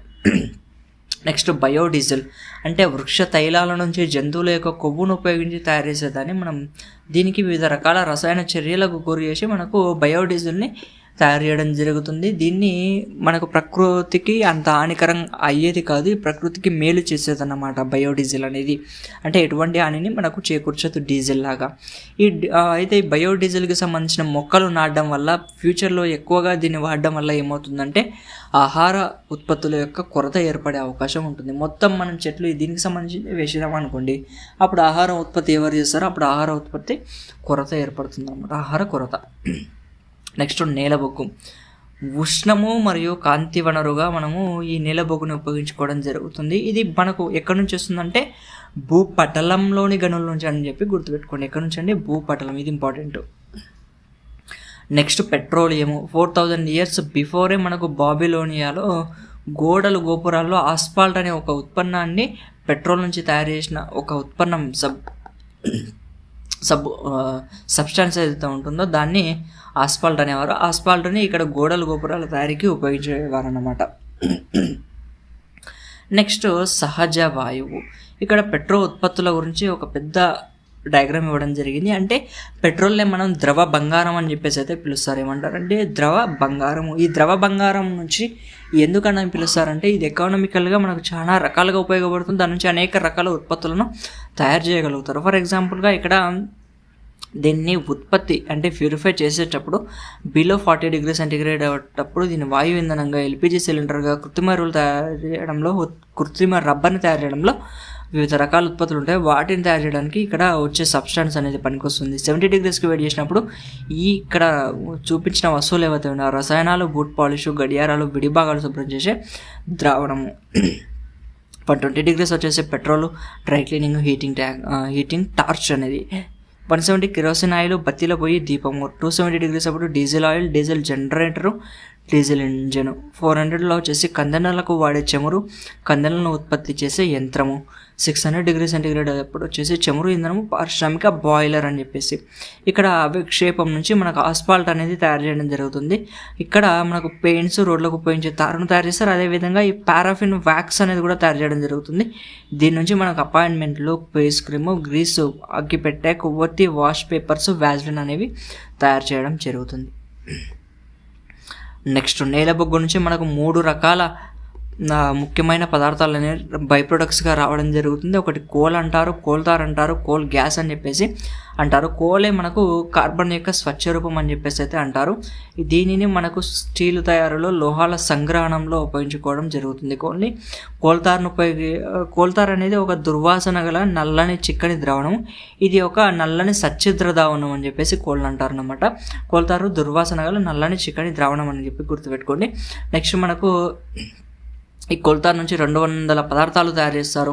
కృత్రిమ అద్దకాలు కానీ, ఔషధాలు కానీ, ప్రేలుడు పదార్థాలు కానీ, పరిమళ ద్రవాలు కానీ, ఇంటి పైకప్పులు కానీ, ప్లాస్టిక్, పెయింట్లు, నాఫ్థలిన్ కానీ. నెక్స్ట్ కోల్ గ్యాస్కు సంబంధించి ఇంధనం. వీటి నుంచి ఇంధనం, కోల్ గ్యాస్ని ఇంధనంగా వాడడం జరుగుతుంది. నెక్స్ట్ సహజ వాయువు. సహజ వాయువుని ఏ విధంగా వాడతారండి? గృహ పారిశ్రామిక ఇంధనంగా మనం వాడడం జరుగుతుంది. నెక్స్ట్ మనకు పెట్రోలియము, సహజ వాయువులను ఉపయోగించి మనకు సహజ వాయువు నుంచి ఏమని వాడతాం? గృహ పారిశ్రామిక ఇంధనంగా వాడతామని చెప్పేసి అయితే తెలుసుకున్నాం కదా. దాని తర్వాత మనకు పెట్రోలియము, సహజవాయు మిశ్రమాన్ని ఉపయోగించి డిటర్జెంట్లు, కృత్రిమ దారాలను కూడా తయారు చేయడం జరుగుతుంది. అయితే ద్రవ బంగారం అని చెప్పేసి అయితే ఆల్రెడీ మనం చెప్పుకున్నాము. నెక్స్ట్ మనకు ఈ నేలబొగ్గు, పెట్రోలియం తర్వాత మనకు పెట్రోలియం ఏర్పడే విధానం, నేలబొగ్గు ఏర్పడే విధానము, పెట్రోలియం ఏర్పడే విధానం గురించి అయితే ఇవ్వడం జరిగింది. మనకు ఆల్రెడీ నేర్చుకున్నాం. కొన్ని పెట్రోల్ రసాయన ఉత్పత్తుల ద్వారా రకరకాల పారిశ్రామిక రంగంలో కానీ, వ్యవసాయ రంగంలో కానీ, ఇతర రంగాల్లో కానీ రకరకాల వస్తువులను అయితే తయారు చేయడం జరుగుతుంది. మనకు ప్లాస్టిక్స్ కూడా పెట్రోల్ రసాయనాల నుంచి తయారు చేయడం జరుగుతుంది. ఏంటండి? ప్లాస్టిక్స్ ఉంటాయి కదా, ఆల్రెడీ మనం ప్లాస్టిక్స్ అనే పాఠంలో చర్చించుకున్నాం. పెట్రోల్ రసాయనాల నుంచి మనకు ప్లాస్టిక్స్ వస్తాయని. సో ఈ ప్లాస్టిక్స్ వస్తువులు చాలా రకాలుగా కూడా మనకు పెట్రోల్ ఉత్పత్తుల నుంచి తయారవడం జరుగుతుంది. నెక్స్ట్ వచ్చేసి మనకు నేలబొగ్గు ఏ విధంగా ఏర్పడుతుంది? నేలబొగ్గు అనేది ఫర్ ఎగ్జాంపుల్గా మనకు అడవుల్లో ఉండే చెట్లు ఉంటాయి కదండి. ఈ చెట్లు కొన్ని సంవత్సరాల ప్రకృతి వైపరీత్యాలు కానీ, వరదలు కానీ, భూకంపాలు కానీ వచ్చినప్పుడు ఇవి భూమిలో కూరుకుపోయి చాలా సంవత్సరాలు, వేల సంవత్సరాల పాటు అందులోనే లోపలికి కూరుకుపోయి మట్టిలో ఉండడం వల్ల అవి జీవ పదార్థంపై ఒత్తిడి పెరుగుతుందన్నమాట. ఉష్ణోగ్రత కూడా వాటిలో పెరుగుతుంది. దీని ద్వారా మనకు నేల బొగ్గు అనేది బొగ్గుగా మారడం జరుగుతుంది. ఈ ఏవైతే చెట్లు ఉంటాయో ఇదే బొగ్గుగా మారడం జరుగుతుందన్నమాట. ఈ బొగ్గు, నేల బొగ్గు ఏదైతే ఉంటుందో ఈ మారే ప్రక్రియను ఏమంటారంటే కార్బోనైజేషన్ అని చెప్పేసి అంటారు. ఏమంటారంటే కార్బోనైజేషన్ అని చెప్పి అంటారు. అంటే ఈ నేల బొగ్గు జీవ పదార్థ అవశేషాల నుండి ఏర్పడడం చేత దీన్ని ఏమంటారంటే శిలాజ ఇంధనం అని చెప్పేసి అంటాం.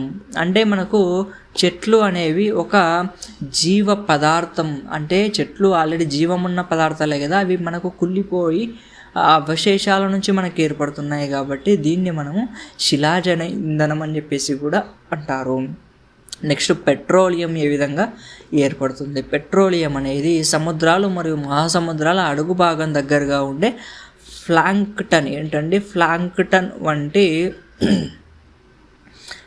ఫ్లాంక్టన్ వంటి సూక్ష్మజీవుల అవశేషాలు ఏవైతే ఉంటాయో ఇవి భూమి పొరల్లో కప్పబడి కొన్ని వేల సంవత్సరాల తర్వాత మనకు పెట్రోలియంగా రూపొందడం జరుగుతుంది. ఇవి సూక్ష్మజీవులు ప్లాంక్టన్ అనేవి ఈ సముద్రాలు, మహాసముద్రాల అడుగు భాగంలో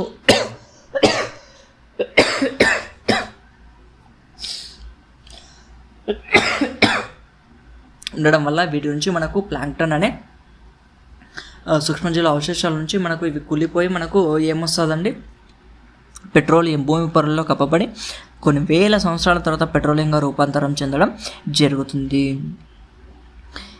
ఇవి ఏమవుతుందంటే ప్లాంక్టన్లో ఇవి సూక్ష్మజీవులు ఉంటాయి కదా, వీటి యొక్క శరీరంలో కొద్ది మొత్తంలో చెమురు ఉంటుందంట. ఏముంటుందండి? చెమురు ఉంటుంది. ఈ చెమురు ఉంటుంది కదా, ఈ ప్రాణులు చనిపోయినప్పుడు వాటి అవశేషాలు నదులు, మహాసముద్రాల అడుగున ఉన్న ఇసుక, మట్టి చేత కప్పబడిపోయి కొన్ని సంవత్సరాల తర్వాత అవశేషాలు గాలి లేకుండా మనకు నదులు, సముద్రాలు ఉన్నాయనుకోండి, అక్కడ కింద ఇసుక మట్టి ఉంటుంది కదా, అడుగు భాగానికి ఇవి సూక్ష్మజీవులు చేరుకొని పోయి అక్కడ కొన్ని లక్షల సంవత్సరాల పాటు అక్కడ ఎటువంటి గాలి అనేది ఉండదు కాబట్టి అక్కడ అధిక ఉష్ణోగ్రత ఉంటుంది. ఆ సముద్రాల లోపల పీడనం కూడా ఎక్కువగా ఉండడం జరుగుతుంది. ఈ అధిక ఉష్ణోగ్రత పీడనాలకు గురి చెంది పెట్రోలియం అనేది మనకు ఏర్పడడం జరుగుతుంది. ఈ పెట్రోలియం అనేది మనకు ఇంకొకటి ఏంటంటే పెట్రోలియంకి సహజ వాయువు కూడా ఉత్పత్తి అవ్వడం జరుగుతుంది. పెట్రోలియం రెండు కొన్నిసార్లు కలిపి రావచ్చు, విడివిడిగా కూడా రావచ్చు. ఈ రెండు కూడా కలిపి బై ప్రొడక్ట్గా మనకు సహజ వాయువు కూడా వచ్చేది. అయితే పూర్వకాలం సహజ వాయువు వచ్చినప్పటికి కూడా దీన్ని ఎక్కువగా వాడేవారు కాదనమాట. డైరెక్ట్గా మండించడం కానీ, అంటే పెట్రోలియం తీసేటప్పుడు సహజ వాయువు వస్తే దాన్ని మండించేవారు ప్రత్యేకంగా,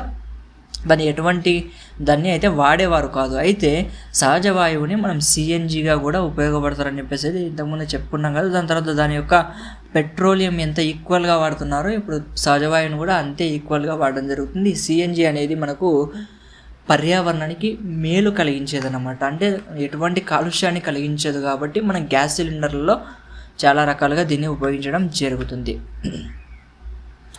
నెక్స్ట్ దీన్నే సిఎన్జి అంటే ఏంటి అంటే కంప్రెస్డ్ న్యాచురల్ గ్యాస్, సహజ వాయువు అని చెప్పేసి అయితే అంటాము. నేల బొగ్గుకి పెట్రోలియంకి కొన్ని భేదాలు ఉంటాయండి. నేల బొగ్గు వచ్చేసి మనకు కార్బన్ను కలిగి ఉంటుంది. ఇది మొత్తం కార్బన్ కలిగి ఉంటే పెట్రోలియం మాత్రం మనకు హైడ్రోకార్బన్లను కలిగి ఉంటుంది. ఏముంటుందంటే హైడ్రోకార్బన్లను కలిగి ఉంటుందన్నమాట. ఈ విధంగా జస్ట్ సెకండ్ హైడ్రోకార్బన్లను కలిగి ఉంటుంది.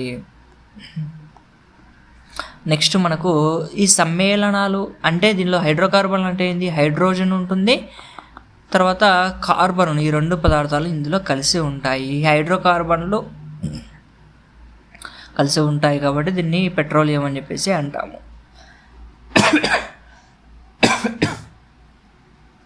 అయితే ఈ పెట్రోలియం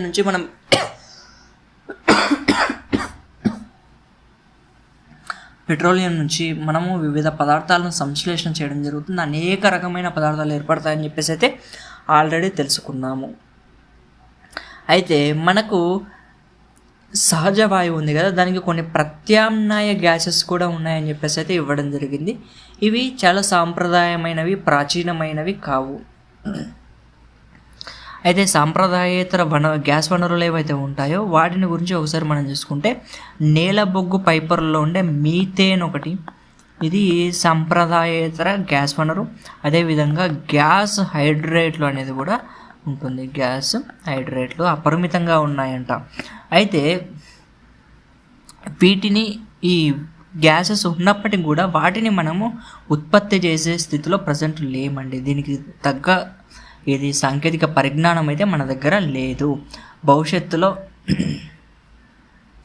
ఏదైతే ఈ పెట్రోలియం అనేది, నేచురల్ గ్యాస్ అనేది మనకు తరిగిపోయే శక్తి వనరులు కాబట్టి ఇవి అయిపోతే మనకు ఫ్యూచర్లో వీటిని ఉపయోగించే అవకాశం ఉంటుంది అని చెప్పేసి అయితే ఇందులో ఇవ్వడం జరిగింది.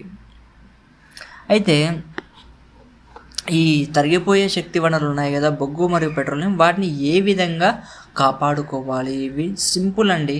అయితే వీటిని కాపాడుకోవాలంటే వీటిని ముందుగా కొరత గల వస్తువులు కాబట్టి చాలా తక్కువగా ఉపయోగించే ప్రయత్నం చేయాలి. అదేవిధంగాను వీటి బదులుగా ప్రత్యామ్నాయ వనరులను ఉపయోగించడంపై దృష్టి సారించాలి. మనం తరిగిపోని శక్తి వనరులు చాలా రకాలుగా ఉన్నాయి. వాటిని మనం ఏం చేస్తున్నాము, జస్ట్ 10% మాత్రమే వాడుతున్నాము. ఇంతకుముందు మనం నీల బొగ్గును ట్రైన్లు నడిపించడంలో, అదేవిధంగా పరిశ్రమల్లో కూడా నీల బొగ్గును విరివిగా చాలా ఎక్కువగా వాడేవారు. అయితే నీల బొగ్గు తర్వాత ప్రజెంట్ ఇప్పుడు ఓన్లీ థర్మల్ పవర్ స్టేషన్స్లోనే ఎక్కువగా వాడుతున్నారు. ట్రైన్లలో కానీ ఇక్కడ కానీ ఎక్కడ దాన్ని వాడడం లేదు. సో ఆ విధంగా మనకు పెట్రోల్ ఉంది కదా, పెట్రోల్ బదులు మనం ఇప్పుడు బయోడీజిల్ అనేది మాట్లాడుకున్నాం. దీంతో మనకు ఈ ఇథనాల్ని కలుపుతున్నారు. పెట్రోల్లో దీన్ని ఇథనాల్ బ్లెండింగ్ అనేది చేస్తున్నారు. దాదాపు 20% మనకు పెట్రోల్లో ఇథనాల్ని బ్లెండ్ చేసి నెక్స్ట్ హైడ్రోజన్ని ఫ్యూయల్గా వాడే అవకాశాలను గురించి టయోటా ఆల్రెడీ ఒక ఇంజిన్ని తయారు చేసే పనిలో ఉంది హైడ్రోజన్ ఉపయోగించి. అది మనకు లేటెస్ట్ అప్డేట్స్ చూస్తే మనకు తెలుస్తుంది. సో ఇటువంటి ప్రత్యామ్నాయ వనరులు ఏవైతే ఉంటాయో వాటి మీద దృష్టి సారించినట్టయితే మనకు వీటి యొక్క కొరత అనేది కొరతను మనం అధిగమించే అవకాశం అయితే ఉంటుంది. సో ఇవి కొరతగల వస్తువులు కాబట్టి మనం నీరు కూడా మన నీరు అనేది చాలా రకాలుగా ఉండవచ్చు, కానీ తాగడానికి గల మంచినీరు మాత్రం ఒక కొరత వస్తువే. దాన్ని కూడా మనం జాగ్రత్తగా ఉపయోగించుకోవాలి. మనం చాలా రకాల ఇతర పనులు చేసేటప్పుడు, వంట చేసేటప్పుడు కానీ, రవాణా చేసేటప్పుడు కానీ మనం ఒక కొరత గల వస్తువును ఉపయోగిస్తున్నాము అని చెప్పేసి అయితే గుర్తుపెట్టుకోండి. దాని ద్వారా కూడా మనకు ఇవన్నీ జాగ్రత్తలు తీసుకోవడం వల్ల వీటి యొక్క కొరతను అధిగమించవచ్చు. అదేవిధంగా ఈ ఇంధన వనరులు ఒక్క దగ్గర నుంచి ఇంకో దగ్గరికి ట్రాన్స్పోర్ట్ చేసేటప్పుడు ఈ ట్రాన్స్పోర్ట్లో కూడా కొన్ని ప్రమాదాలు ఏర్పడుతూ ఉంటాయి. ఫర్ ఎగ్జాంపుల్ మనకు ముడి చమురును తీసుకొచ్చేటప్పుడు బ్యారల్స్లో మనం కొని ముడి చమురును సముద్రాల ద్వారా తీసుకొచ్చేటప్పుడు సముద్రం మధ్యలో ఏదైనా ప్రమాదం జరిగితే ఈ ముడి చమురు అనేది సముద్రంలో పడిపోవడం జరుగుతుంది. దీనివల్ల సముద్రంలో ఉండే నీటితో కలిసి ఆ సముద్రం యొక్క జీవులు కూడా చనిపోయే అవకాశం ఉంటుంది. ఈ జీవరాశులు చనిపోవడం పర్యావరణానికి కూడా నష్టము కలుగుతుంది. అందువల్ల మనకు ఎక్కడైతే మనము రవాణా చేసేటప్పుడు కానీ, ఒక బంకులో నిల్వ చేసేటప్పుడు కానీ కూడా మనం చాలా జాగ్రత్తగా వీటిని వాడుకోవాలి. అదేవిధంగా వీటి వినియోగం వల్ల కొరత వస్తువులే కాదు, వీటి వినియోగం వల్ల నష్టాలు కూడా ఎక్కువగా ఉంటాయి. ఇవి పర్యావరణానికి నష్టాలు కలిగిస్తాయి. ఇవి కార్బన్ డైఆక్సైడ్ను రిలీజ్ చేస్తాయి, CO2ని రిలీజ్ చేయడం జరుగుతుంది. దీనివల్ల మనకేమవుతుంది, గ్లోబల్ వార్మింగ్ అనేది జరుగుతుందన్నమాట. బొగ్గు మండించి మనము విద్యుత్తును ఉత్పత్తి చేస్తుంటాం కదా, వీటి ద్వారా గ్రీన్ హౌస్ వాయువులు మనకు రిలీజ్ అవ్వడం జరుగుతుంది. గ్రీన్ హౌస్ వాయువుల వల్ల థర్మల్ మన గ్లోబల్ వార్మింగ్ అనేది జరుగుతుంది. అంతేకాకుండా ఆమ్ల వర్షాలు కురవడం జరుగుతుంది. అదేవిధంగా పాదరసము, సెలేనియము, సీసం, ఆర్సెనిక్లను మనం వాతావరణంలోకి విడుదల చేస్తాయన్నమాట. ఈ బొగ్గు ద్వారా మనకు విద్యుత్తును ఉత్పత్తి చేసే ప్రయత్నంలో వీటి ద్వారా కూడా మనకు నష్టం. అంటే మనకు ఆరోగ్యానికి పాదరసము, సెలేనియము, సీసం, ఆర్సెనిక్లు అనేవి మంచివి కావు. వీటి వల్ల కూడా మనకు పొల్యూషన్ అనేది ఏర్పడడం జరుగుతుంది. అంతేకాకుండా మనకు వివిధ రకాల పెయింట్లు వేసే రంగుల్లో కూడా పెట్రోలియం ఉత్పత్తులను మనం వాడడం జరుగుతుంది.